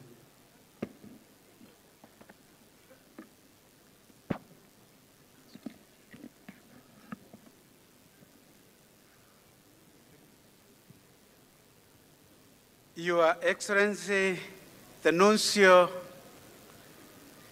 John Cardinal Joe, Your Graces, Your Lordships, Reverend Fathers and Deacons, the religious brothers and sisters, Your Excellency, Honorable Isaac Mutuma, the Governor of Meru County,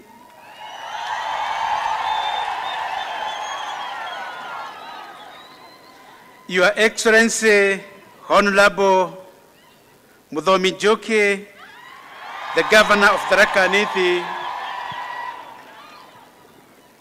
Honorable Members of Parliament present, Members of the County Assembly present, other political leaders and civil leaders present, religious leaders from other churches and other faiths who are present here, distinguished guests, our dear Christians and the people of God. God is good, and all the time. I stand here to give thanks to God for what He has done to the Church of Meru today. We thank His Holiness Pope Francis for giving us a new bishop in the Diocese of Meru. We also thank in a very special way our Nuncio for accepting to come and ordain our new bishop.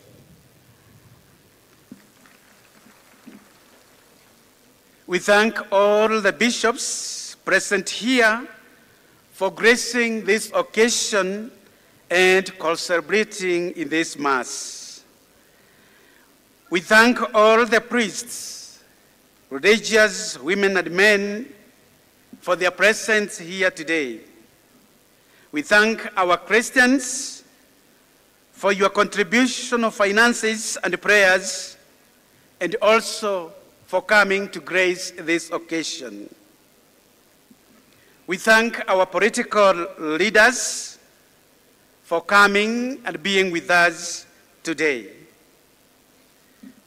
We thank you in a very special way, our planning committee, for the tireless efforts of planning for this occasion.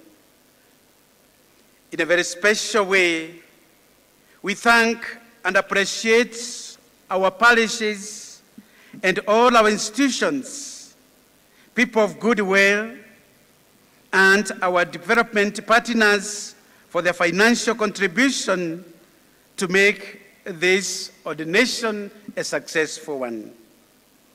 Again, in a very special way, we thank our liturgists, our major seminarians, our altar servers, the choir members, the liturgical dancers from our primary schools, and all those who took part in preparing and reading in the liturgy of today.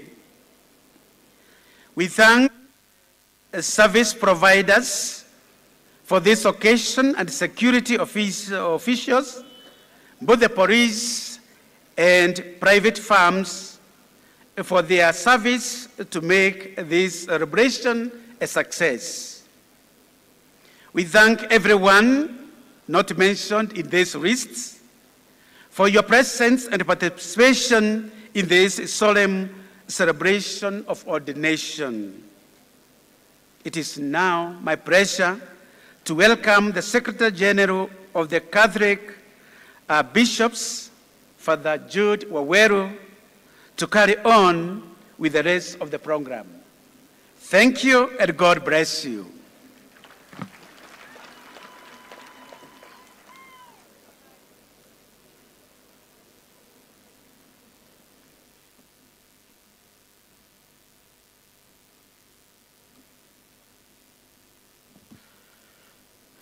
Thank you for that, Your Excellency, the Apostolic Nuncio to Kenya, Your Eminence John Cardinal Njue, Your Graces, dear Lord Bishops, and in particular, Right Reverend Jackson Murugara, who has been ordained today. We congratulate you. I think tumpigie makofi.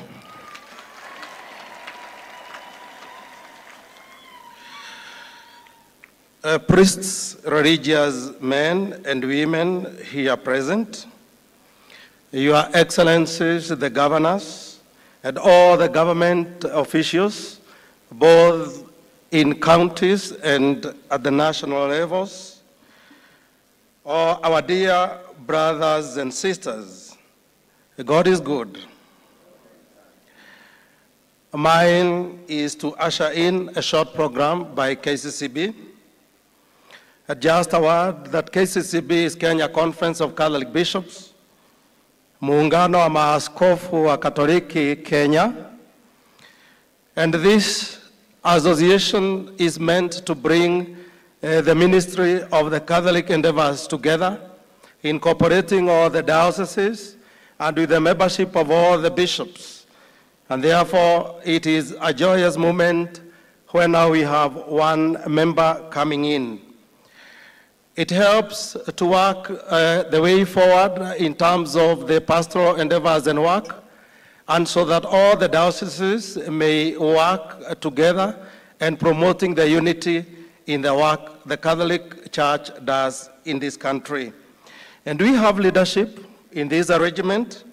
We have the chairman, we have the vice chairman, we have other leaders of committees, and now I would invite the vice chairman of the conference, Most Reverend Archbishop Anthony Muheria, who will in turn invite the chairman. The chairman will usher in the nuncio, and eventually our ordinand of today, our very important guest of today, Right Reverend Jackson Murugaru, will be speaking in the end. And now I invite Most Reverend Archbishop Muheria to take us through this program. Thank you.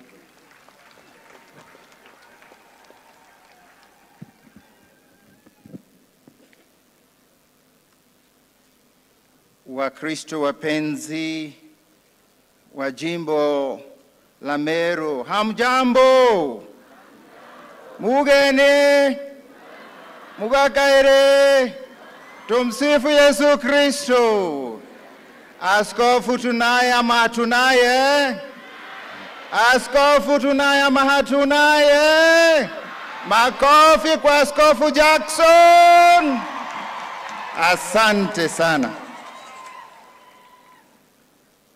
Your Excellency, the Apostolic Nuncio, John Cardinal Njue, our guest today, our newly ordained coadjutor Bishop Jackson Murugara, our Bishop of Meru, my dear brothers, bishops, your graces, your lordships, my dear brothers in the priesthood, religious men and women, our dear mothers of CWA, our dear fathers of CMA, our beloved youth and PMC, tumsifu Yesu Kristu tena.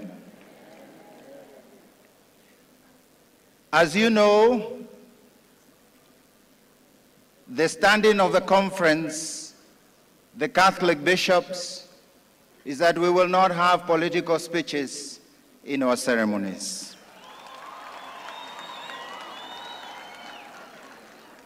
However,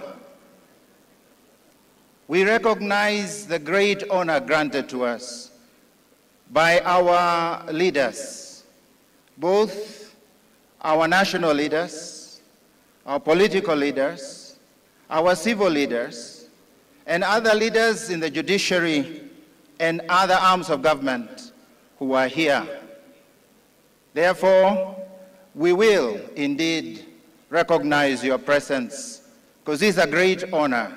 Kindly, my dear brothers and sisters in Christ, let us just first of all recognize and give respect to our leaders with a round applause, a loud applause. My job is briefly to recognize those who are here. Let me start off by recognizing our religious women and religious men who have come in great numbers. Kindly, would you stand, our dear sisters and brothers, wherever you are? Let us give them a good round of applause for the great work they do, following examples of Mary, Irene Stephanie Nyada, and Sister Maria Carlora. Another round of applause. The same breath, allow me also to recognize our priests who have come from the Consolata, the priests of Consolata who are here, and I would also include the seminarians of Consolata who have come to be with our dear new bishop. Kindly stand wherever you are. They are led by their superior, who we will recognize, James Lengarin, the Superior General. Thank you. We also want to recognize priests from other dioceses other than the Diocese of Embu, who are here in great numbers. Oh, Diocese of Meru, I'm sorry. Priests from outside the Diocese of Meru. Thank you, and I am forgiven, I hope. Thank you very much. We now want to recognize wenyeji, na msiniangalia mbaya sana, kutoka jimbo hili la Meru. Tafadhalini simameni, mmepata baba mdogo. Asanteni sana kwa kazi yenyu, mkiongozwa na askofu wetu mpendwa Salesius Mugambi. I would also want to recognize in our midst the interreligious leaders who are here with us. Reverend Jack Kithinji, who is the General Secretary of Meru County Clergy Forum. Kindly, wherever you are, we will recognize you.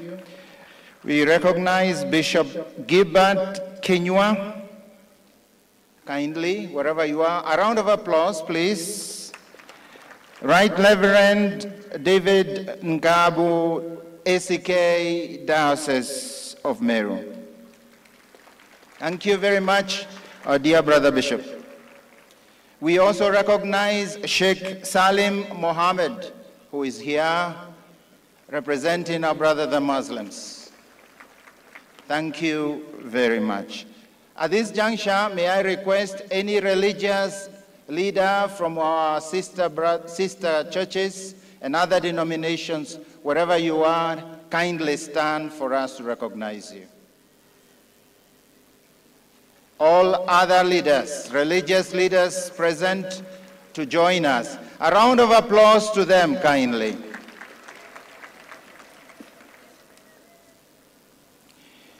With us here is a huge number of MCAs, members of the county assembly, as many as 60 members of county assembly. Kindly, would you rise wherever you are and wave? We hear they are quite a number, they're over there. Let us recognize them. Let us wave to them. Thank you for your presence. County Assembly of Meru and County Assembly of Tharaka Nithi.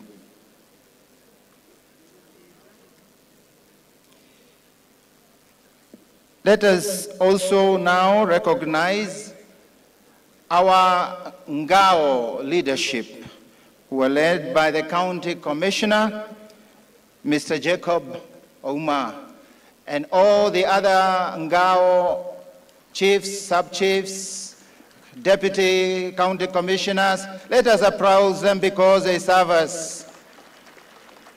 Together with them, the security officers, we know we have our county commander also with a good number. Kindly, from the various departments, we thank you for taking care of us.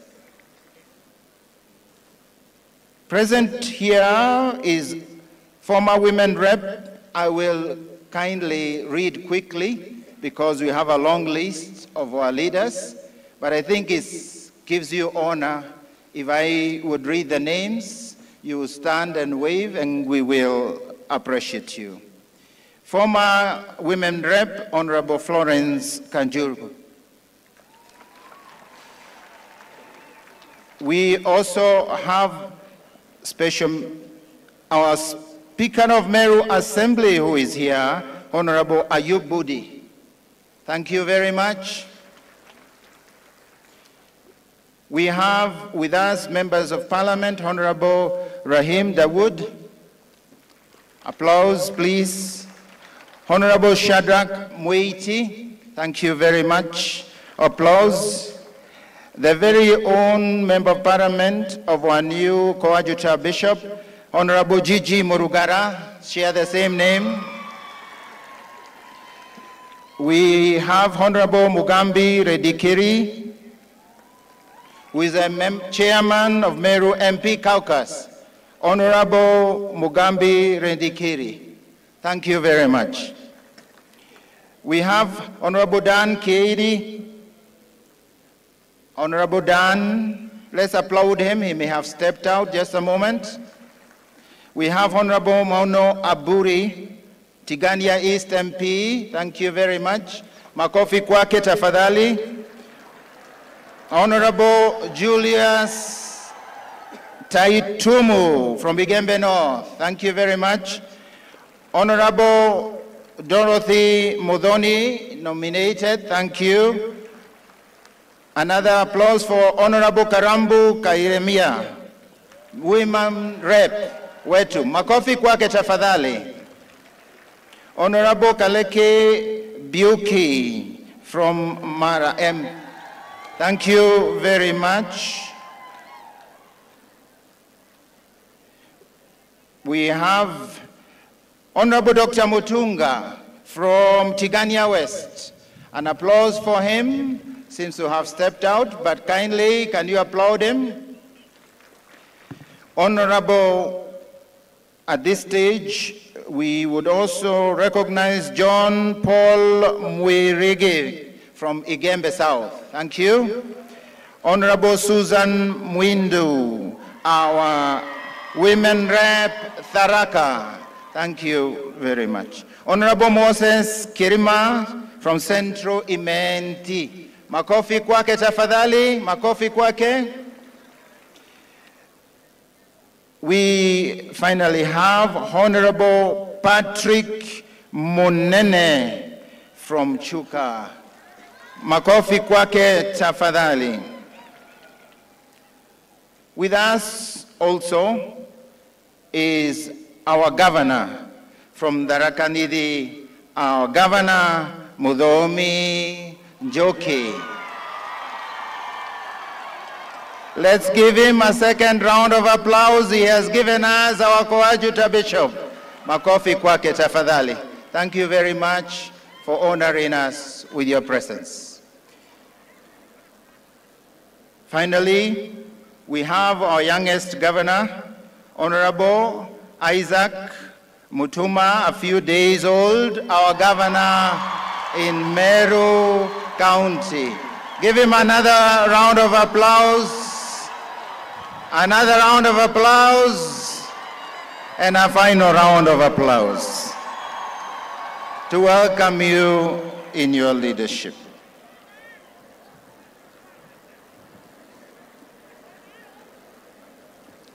Ladies and gentlemen, today we were expecting our Deputy President, His Excellency Kindiki Kithure, who unfortunately was unable to be with us, and has sent a message of Pole, first expressing his desire, but the weather was very bad and was unable to leave in time in Nairobi.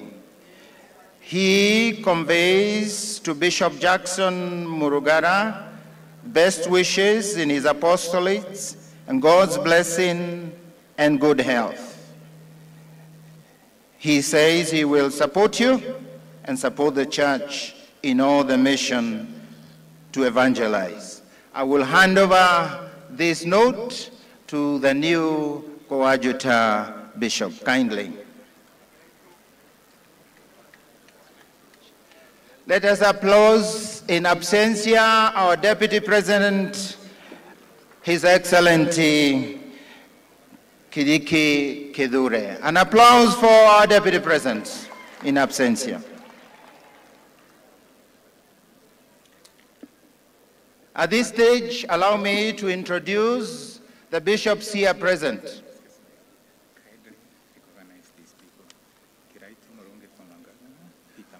Oh dear.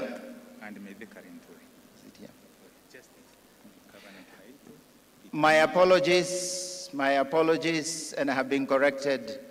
I have not recognized my Moses. Our former governors, I had left you for the last, but I think I forgot. Kiraito Murungi, our former governor. Thank you very much. Can you please applaud him? And I beg to be forgiven because of that slip of the mind.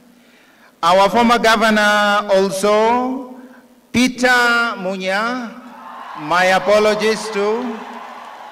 Thank you very much. And finally also our former senator, Mithika Linturi, my apologies. Can we please applaud our former senator also kindly? Thank you. Waheshimiwa Kiraito, Munya, and Linturi, please receive my apologies for that slip of my mind.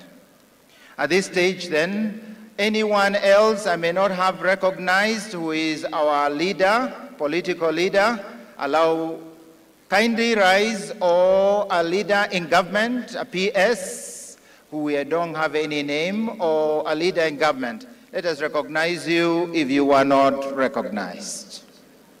Let's applaud them nevertheless. At this moment, allow me to recognize our Catholic bishops who are here in solidarity with our Diocese of Meru and the new coadjutor, Bishop Jackson Murugara. From the end, Bishop Cleophas Oseso from the Diocese of Nakuru. Makofi kwake ndiye huyo mrefu. Bishop Henry Juma from Kitale. Bishop Alfred Rotich from Kericho. Bishop Joseph Mwongela from Kitui. Bishop Michael Otieno Odiwa from Homa Bay. Emeritus Bishop Anthony Mukobo Ireri from Isiolo. Bishop Hieronymus Joya from Maralal. Bishop John Obala Ole Owa from Ngong. Bishop George Mudaka from Garissa. Bishop Simon Peter Kamomoe, auxiliary in Nairobi. Bishop Wainaina James Maria from Muranga. Bishop Norman Kingo Wambua from Machakos, Masaku. Bishop Peter Kehara from Marsabit. Bishop John Binda from Lodwa. Bishop Joseph Mbatia from Nyahururu. Makofi, it is his feast day. You may clap a bit more. Bishop Vigilio Pante, the Emeritus Bishop of Mararal. Bishop Peter Kimani of Embu. Bishop Wallace Nganga of the Military Ordinariate. Bishop John Kiplimo Lelei, Auxiliary Bishop of Eldoret. Bishop Makau Munguti Peter from Isiolo. Bishop nimemaliza hapo, archbishops now. We have our Archbishop Philip Anyolo Subira from Archdiocese of Nairobi. Ndugu yetu mkubwa. We have Archbishop Martin Kevuva Musonde from the Archdiocese of Mombasa.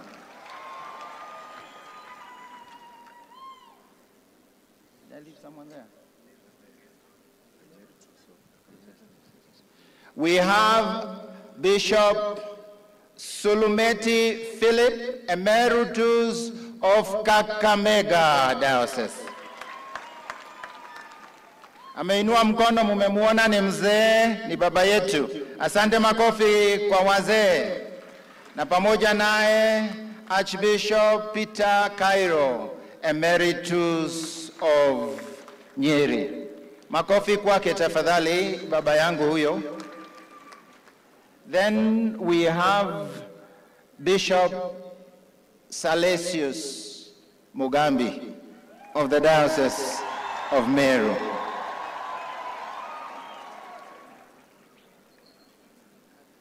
Then we have the brand new Bishop Jackson Murugara.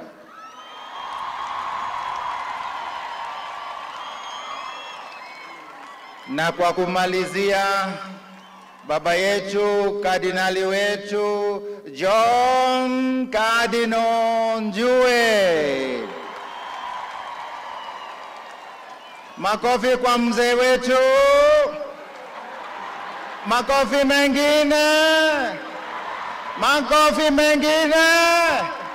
Na ya mwisho. Thank you, baba yetu Kardinali John Njue. Finally, I have left one, and it is now my pleasure to introduce to you our chairman and welcome here to say a word. I am Archbishop Anthony Muheria, the Archbishop of Nyeri. Kindly now put your hands together to welcome our chairman, Archbishop Maurice Muhatia, the Archbishop of the Archdiocese of Kisumu, to give us 2 words, and welcome the Nuncio to say a word. Welcome, Your Grace.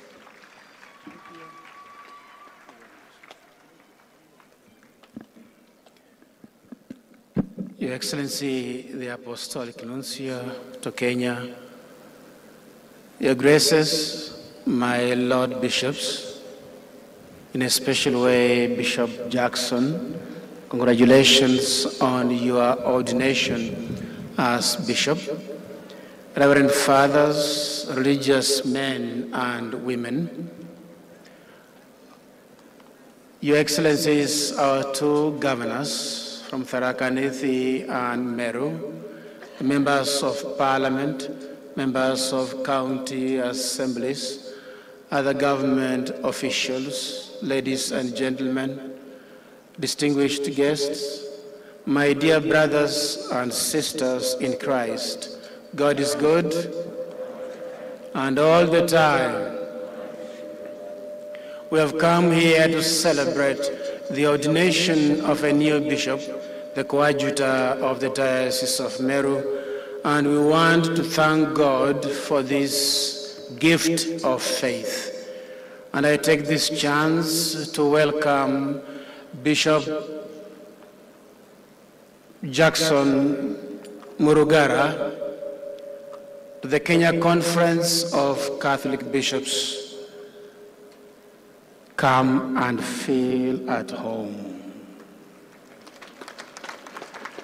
We want to thank the Diocese of Meru, Bishop Mugambi, and all the Christian faithful of the Diocese of Meru for this event, because in a special way they have made it possible.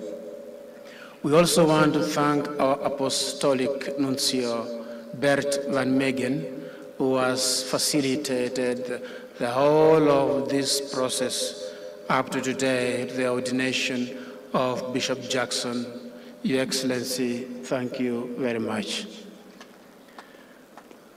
My dear friends, my dear brothers and sisters, just over 2 weeks ago, the Kenya Conference of Catholic Bishops launched the Lenten campaign in the Archdiocese of Mombasa.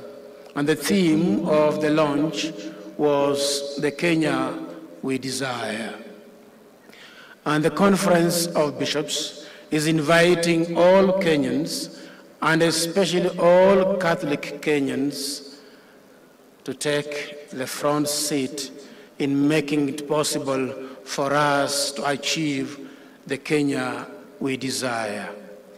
We are, during this period, reflecting on a number of themes to help us in our journey towards the Kenya we desire. In fact, this week we are reflecting on the important theme of corruption.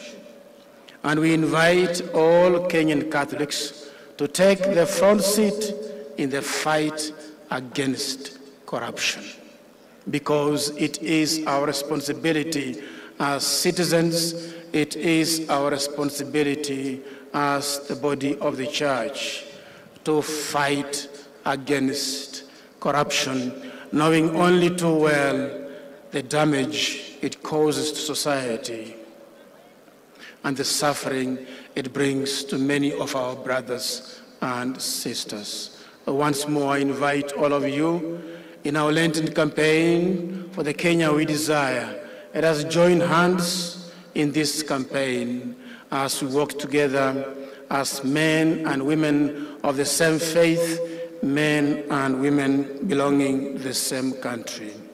In that light, I just want to clarify that since the beginning, the Church has always depended on donations. Since the time of Jesus Christ, the ministry of Jesus was supported heavily by donations. At the time of the apostles, the apostolic age, the apostles depended on donations for the ministry given them by Jesus Christ. The Church, since time immemorial up to today, depends on the goodwill of men and women in its work of evangelization. So we don't refuse donations. We don't reject donations. But the motto of the bishop ordained today summarizes what we are saying. We are saying good must be done well in silence. We are concerned about microphone donations. We are concerned about loudspeaker donations. We are concerned about donations for publicity. The bishop is very consistent with the position of the Kenya Conference of Catholic Bishops on the issue of donations when he says, good must be done well in silence. And our Heavenly Father, who sees all that is done in silence, will reward you. This is the resolution of the Kenya Conference of Catholic Bishops, and we invite all the priests in our respective dioceses to walk and move in tune with this resolution. It is for the good of everybody. It is for the good of our country. Then the other issues of accountability and transparency are sorted out.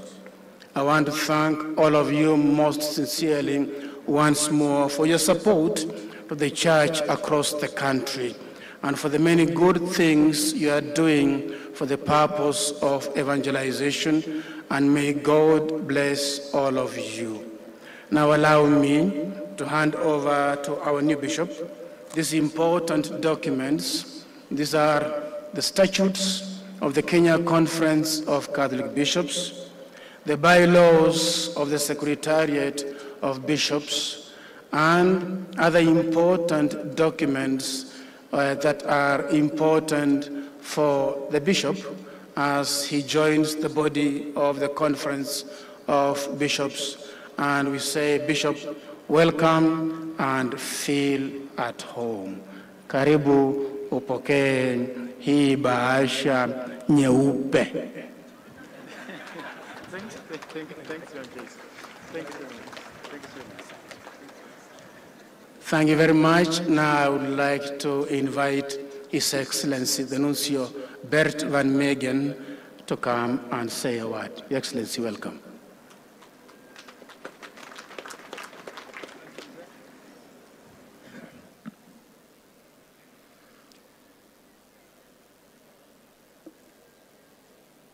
Your Eminence Cardinal John Jewel, the Emeritus Archbishop of Nairobi, your graces, your lordships, and of course in a special way our newly ordained Bishop Coadjutor of Meru, Jackson Murugara, Reverend Fathers, religious brothers and sisters, the Governor the governors here present, representatives of the civil and political authorities, God is good all the time.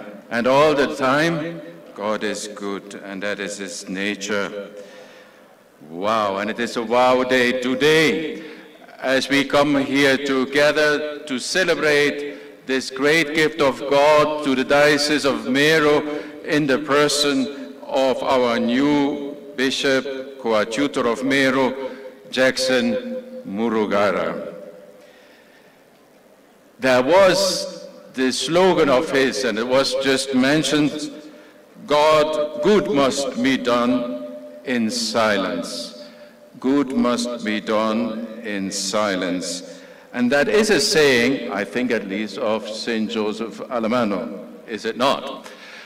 But of course, it is also very much his saying, because Bishop Jackson is a man of few words. He likes to work hard and to say very little. And that even was the case when I called him, I think in January, to convey to him this message that the Holy Father wanted him to become the Coadjutor of Meru. And I think he came very innocently, not knowing what was going to happen. Because Father Jackson is basically a neighbor of the nunciature there at the Consolata Shrine. And I think he was thinking, in fact, he had his calendar with him. He thought we were going to make some kind of appointment of me coming to visit Consolata Shrine. And when then finally I broke the news to him, first we talked about this and that, because first you want to calm down the person to take any suspicion away, so that finally, like an innocent lamb, he is led to the slaughter. And so then, when finally I said to him, you know, Father Jackson, the Holy Father, Pope Francis, appointed you coadjutor to the Diocese of Meru. There was a profound silence in the room. And actually, I again had to break the ice, because he couldn't bring out not even one word. And I had to say, now, Father, what is your answer? And he was struggling, He said, now, can I pray about it? I said, well, you can pray about it, but next morning, I want you to say yes. So it's either yes or it is yes. So finally, he gave in, he caved in, you might say. And like a meek lamb, we went to the chapel for a second. I think he went to pray, and that was it. And that is very much the Coadjutor of Meru. A man who is humble, a man who works hard, a man who has his heart on the right place, who does a lot of good in silence, a man of hard work and few words. May God bless you, Bishop Jackson. Thank you.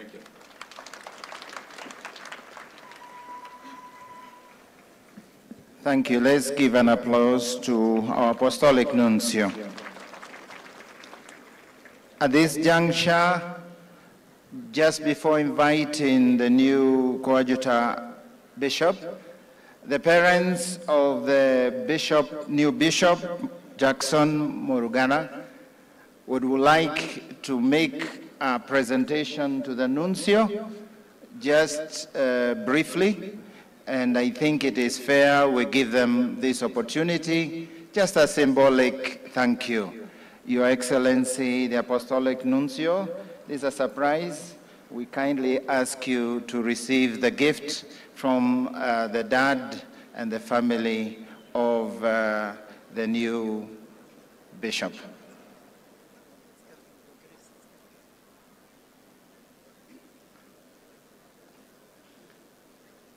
Kindly.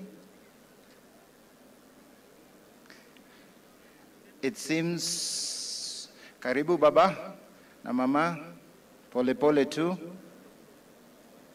And Your Excellency, the Nuncio, this is the African land, if you wouldn't mind stepping ahead.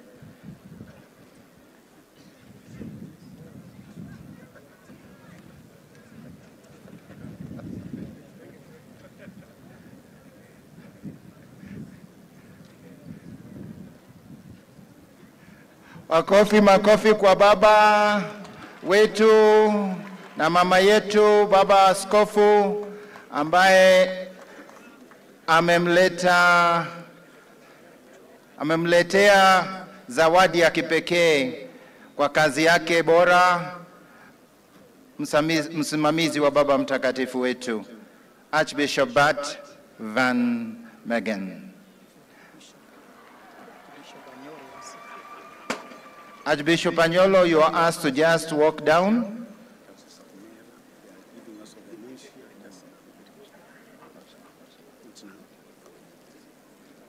Other gifts will come later. This was especially from the family of the new bishop. There is also some extra 1.5 goods. And Bishop Mugambi, unaulizwa, baba anataka kukupatia hata wewe mbuzi moja.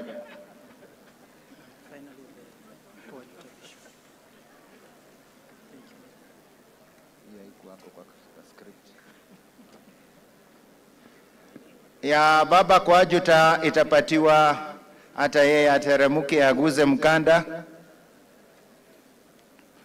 guza kamba, alafu uje hapa uweze kutuzungumzia. Baba Askofu Jackson, just hold a kamba from your dad, because that is from the heart.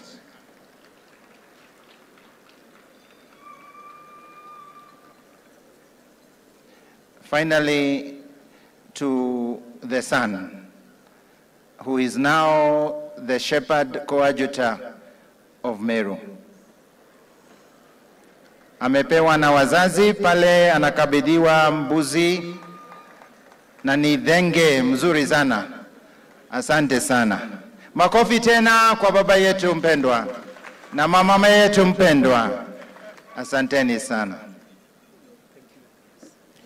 At this juncture, our last short address, I would like us to stand in appreciation and joy so that we can welcome the new coadjutor Archbishop of Meru to give us a few words and conclude our gathering here.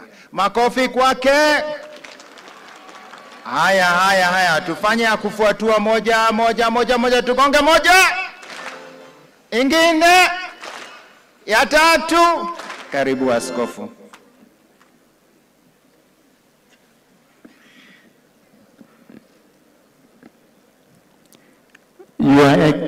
Your Excellency Archbishop Bart Van Megen, the Apostolic Nuncio to Kenya, Your Eminence Cardinal Joe Emeritus Archbishop of Nairobi,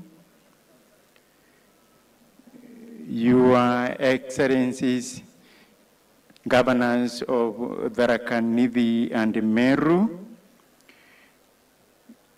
Your Grace Most Reverend Maurice Muhatia Makumba, the Chairman of the Kenya Conference of Catholic Bishops, Your Graces, Your Lordships, priests, regias, men and women, the people of Meru, honored guests, and the entire people of God. God is good, and all the time. Murungu no mwega, magita yonde, mugeni. I would like to give special thanks, first of all, to God Almighty. With deep humility, I accept this divine calling. I never dreamt or imagined becoming a bishop, but God's ways are not ours, and his thoughts are beyond ours, as Isaiah 55, verses 8 to 9 reminds us. Today, we gather to bear witness to the wondrous deeds of God. I extend my heartfelt gratitude to God Almighty for his boundless love and mercy. He entrusted me with the vocation to serve his people as a priest and religious in the Consolata congregation, and now he has called me to shepherd the faithful of the Diocese of Meru. To my parents and siblings, I am profoundly grateful to my beloved parents who brought me into this world and presented me in the church for baptism and instilled in me the Christian faith. To my dear siblings, I thank you for the life we shared, the encouragement we offered each other, and the love we nurtured, and the care of our parents. I would like also to extend my gratitude to all my extended family members. To the Consolata missionaries, I owe immense thanks to the Consolata missionaries represented here by the Superior General, Father James Rengarin, and the Regional Superior, Father Zachary Karaoke. Thank you for the privilege to serve the Lord in various roles within the congregation.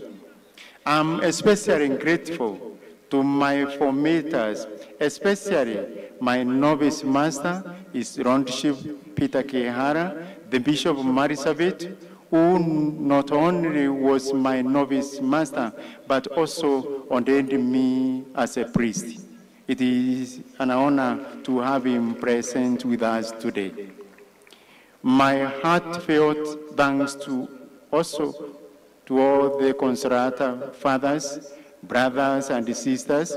Your unwavering support and dedication have greatly shaped my journey, and I deeply appreciate each one of you. May our founder, St. Joseph Alamano, who was canonized last year, continue to intercede for us and inspire us to faithfully carry out our mission. To His Holiness Pope Francis, I extend my sincere appreciation to His Holiness Pope Francis for entrusting me with the responsibility to serve as coadjutor of the Meru Diocese. Thank you, Your Holiness, for placing such profound trust in me to carry the heavy cross of shepherding this diocese. Like St. Paul, I take comfort in the ones. My grace is sufficient for you, for my power is made perfect in weakness. 2 Corinthians chapter 12, verse 9. In a special way, I wish His Holiness a quick recovery and complete healing. May God's grace and strength continue to sustain you as you shepherd the universal church with the church love and dedication. To His Excellency the Nuncio, my deepest gratitude goes to His Excellency Archbishop Bharat Van Meegen, the Apostolic Nuncio to Kenya. Your dedication to the Kenyan Church and your fathering guidance have profoundly touched my heart. throughout the journey toward my episcopal ordination. You have tirelessly ensured that dioceses are shepherded, making me the 15th bishop ordained since your arrival in Kenya. Let's clap for him, please. May God bless you abundantly for your faithfulness, your excellency. To the archbishops and the bishops, for the past 6 years, I have experienced the benevolence of His Grace, Most Reverend Philip Anyolo, while serving in the Archdiocese of Nairobi. His shepherding, guidance, and inspiration have been exceptional. Thank you, Your Grace, along with your auxiliary bishops, for your continued support.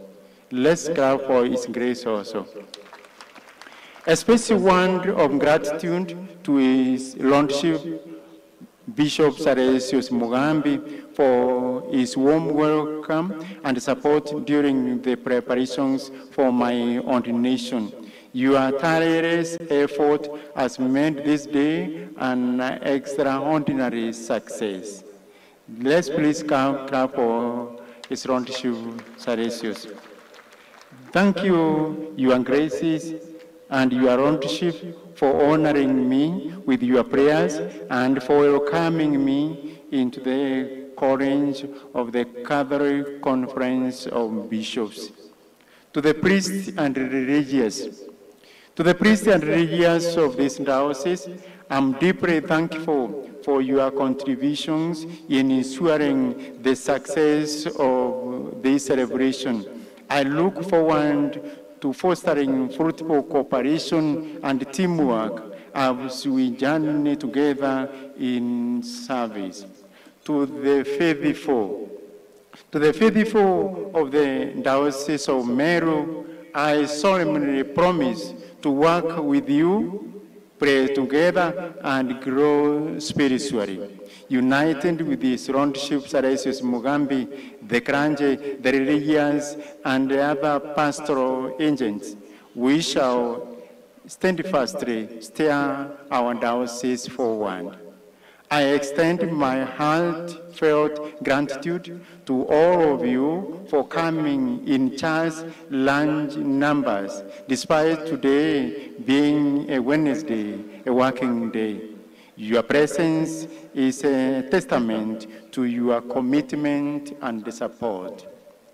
A special word of thanks, of appreciation, goes to the Consolata Shrine, Paris, where I had the honor of serving until my recent appointment. From you, I learned immensely and grew spiritually, thanks to your unwavering cooperation and encouragement. I'm particularly grateful to everyone who devoted their time, resources, and energy to support, encourage, and facilitate. I especially want to acknowledge those who came all the way from Italy and other far places. May God continue blessing you. Many of you have reached out to offer congratulations and prayers. I deeply appreciate your prayers and kindly ask that you continue to keep me in your intercessions. To the leaders who are here, I'm honored by the presence of the leaders from various sectors, civil, political, and religious. Your presence today demonstrates the unity we share in building a bright future. Let us work together, embracing our diversity, to make Meru and Tharaka Nithi and the nation as a whole a haven of hope and prosperity for generations to come. To the visually impaired, before concluding, I wish to acknowledge a special group of visually impaired ladies who see with their heart and have inspired me. Your presence touches my heart, and I invite you now to grace us with your short presentation. Kindly bear with me. We hear a word from these ladies who are my friends. They come from different parts of this country, but they said they will come. So kindly just let's listen a word from them.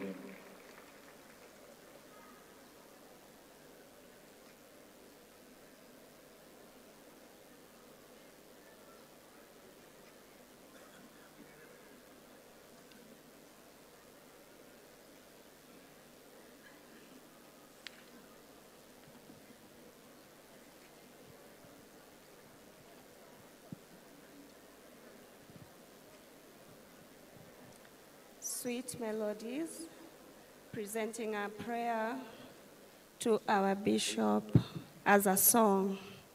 Welcome. Okay. E Mungu, one sing.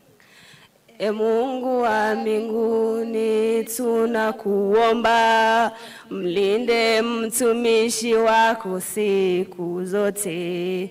E Mungu wa mbinguni tukushukuru kwa zawadi ya mtumishi uliyetupa.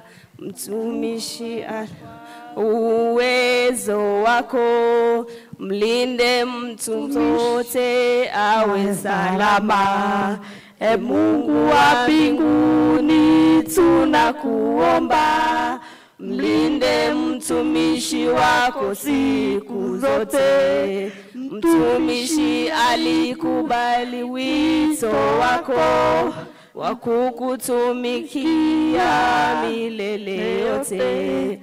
Na sisi Mungu Baba tunakuomba, mapenzi yako yatimie maishani mwetu. E Mungu wa mbinguni tunakuomba, mlinde mtumishi wako siku zote. Mungu wa mbinguni tunakuomba, mlinde mtumishi wako siku zote.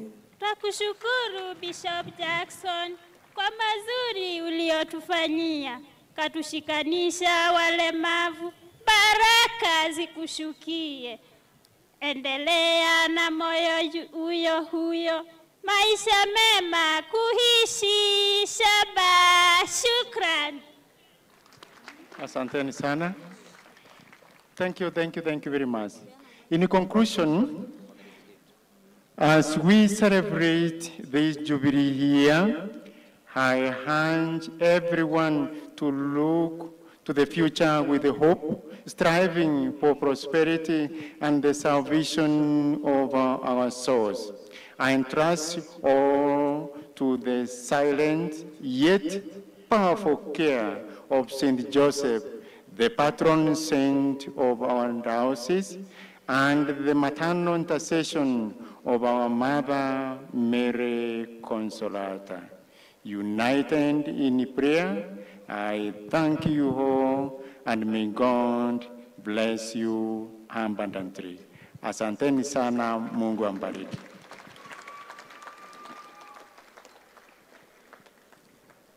Good afternoon, everyone. Here you have a gift for Bishop Jackson Murugala. I will ask you kindly, Father Bishop Jackson, can you receive it? Yes, he can.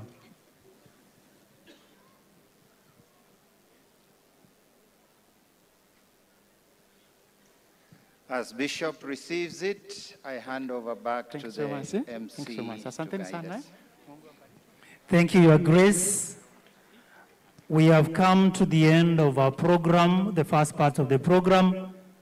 we will allow His Eminence, Your Graces, the Archbishops, the bishops, and the clergy to exit from the sanctuary, except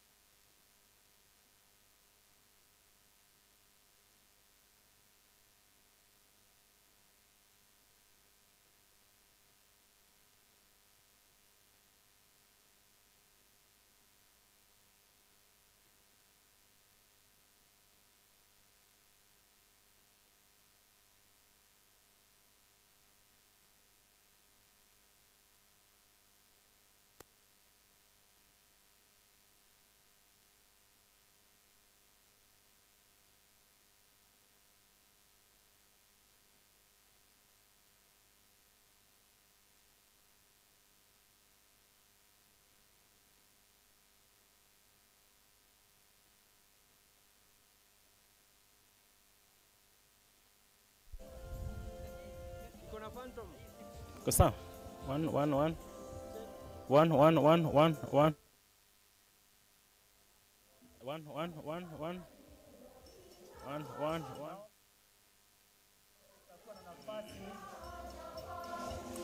1 1 1 1.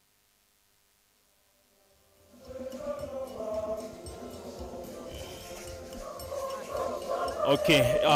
Ibweke sana mwana kwaya kanisene kangwita mwana kwaya kanisene ntuko ya narua no ntukiatho kira kireteri kwa kwemieri 3 nandi ge kwagira ge kuthongoma ugategera round gonto kunde mantu ikugorwa na gukena ne kwithirwa orende nda usesietu ya Meru twina muskabu omweru nandi ni kwa Njuta Bishop Jackson Murugara orokethirwa agitetheria Bishop Sareses Mugambi kwa miaka kana mwaka jumwe na mieri kenda agita ritaya so akethirwa mumenyerete na akimukaraye na akimutetheria ngugi mwanya mwanya na ingwetike no ntubontubu kwina wanakwa ebethire tubakithura na ndegita gaka rajama na tuinomo wao uria nkwenda twira karugendo gaka kethire tugakariate kiongozi tukethi no twire karugendo kethire takariate bwega munene wakagwe mbere maito gweretio mono tukwena arua twina bishop omweru na turaibangite kabisa na bwega nikenda tumba ko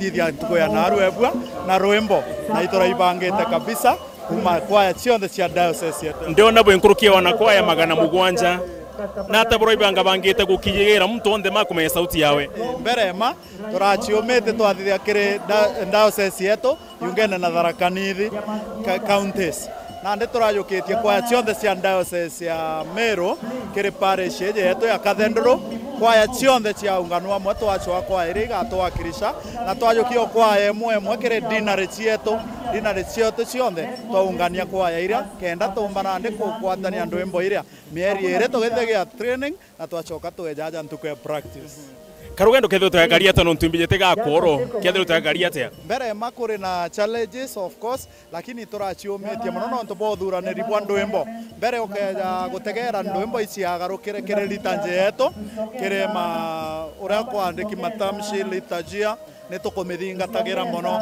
number 2 wini bora ibwethera bwandiki na tuchogoma turia na iturachuite arimu betu kwau ndi mwarimu mutongeria ni ndiraciumitie muno kuyukia arimu bonthe twageria kugwatania ndwimbo iria twaciumia kabisa twacigwatania na tweja ntuku ije ya practice na narua twathiria kiatho kiagira sana kabisa so kiria Kristo wanakwaya no tumije bakathingate ni bathingatiritie wanakwaya nkona bagwita ngugi thongi sana ugwaja mwarimu ono bamenyerete gitero ri ondema omba ikubera ate andebera oni ja mwarimu wao mwenda Joseph pampere gitige kenda mpomba kubatongeria na nkeri recognize mwarimu wakwa mwarimu muchoyo ura wa mbere kutharimu eta maju na itokomba gutethania twinde tukuromba arimu bonthe bagwatanire twe gintu kimwe na kwa igwatanire ciombe kuina bwega na ciende kumenya nkoroki ikenda akigukara araire na kwa yakinya ethiro ina antu baire bathatu ikomba guciokeria na tombe kugwatanira cionthe kwa cithie parish choirs dinary choirs na diocese choirs na tumbe kwithira tugwatene climax na mono nkuruki kuria wini bwetu bwa Meru ibwege sana ntubangu intongera bwarita so gwothingatirite uri gwakunja buria bwenderete ni kwamukira kitharimo gukethia bishop mweru bakamukira kitharimo kethira gutega bwegama gwe kimata inyekirwa njara kimata ni kuonania akugurwa ikanisa na gutebongerigirite nkobi akunenkerwa yomonia ngwataniro yana mwene Nyamurungu rutiru akunenkerwa ruri agatongerera na ruo kana akarithia na ruo ng'ondu cia mwene Nyamurungu Jekau butingani agwako kinyamaguta na kintu kingi kira kwenda menyane atiri riria kurikairwa njara ni baba kana askofu bare bangi ni kugairwo thinjiri buria nikenda nande akauma kwa kire batiri atonye nande kwa muskabu naombe kuthira na menyaja kuthithia mantu jade jangi jonthe ma muskabu abati kwithirwa akirita so na njira nkui inyeke ja kuthira na gutarwa ari kwa njuta bishop ni kuonania akiga karagitine kiria aitangugirera itawani Vicar General uria ni Father Matthew Kaimenyi kumanterechia mutuati kuma kire bautunde ne kianigiga kinoru ngai wathirete na mbere butharima ne bonekanaira mantu ja maingi ne jajita ukurukira Weru TV ithira gitare onde moke mirumira na kire management onde matugacokia nkatho ntubakanya karaba tunenkerete mugaru tujura tona ntuko ya narua ni kwethirwa Catholic bishops bakalintende kurwa mwebonde baugandene biodoro ne jabibi batete kiria siasa iringo so no churia atiri na ate ngavana mutuma ntwethinki atiraria na tangavana muthomi njoke atiraria bari cognized yake no ntubwa kwa voinde mantu jagi siasa no ntukiatho giki kia ntuko ya narua giukari kia maromba njokia nkatho kare tugacemerekire mubango joko ya kanisa na Jumapili kwambirira mugwanja mwanka 11 director Ken Nyambira atiri Jumapili njuke kanya twereze zaidi ni mbiongwa iukarika ntuko ya narua ngai wathira buthire mantu ja mathongi kumakire kuru yondema Kevin Rotero wa kamera na mtugo tolene na njere Pure Rotero wa TX Mutua our driver Muchiri Rotero wa setup yondema na timu yondema rendere ya studio na area nipo ekasana ngai wathira butharime gatukirie Weru nkuruki twitanto mundune tubaleta Weru nembeto monene gitongo kagwe tumsifu Yesu Kristo. Usikuje mkono mtupu kwa modejeni kutenda wanja la ndeni kwa modejeni kutenda wanja la ndeni. Please don't talk too much. Thank you. Thank you. Thank you. Let's move.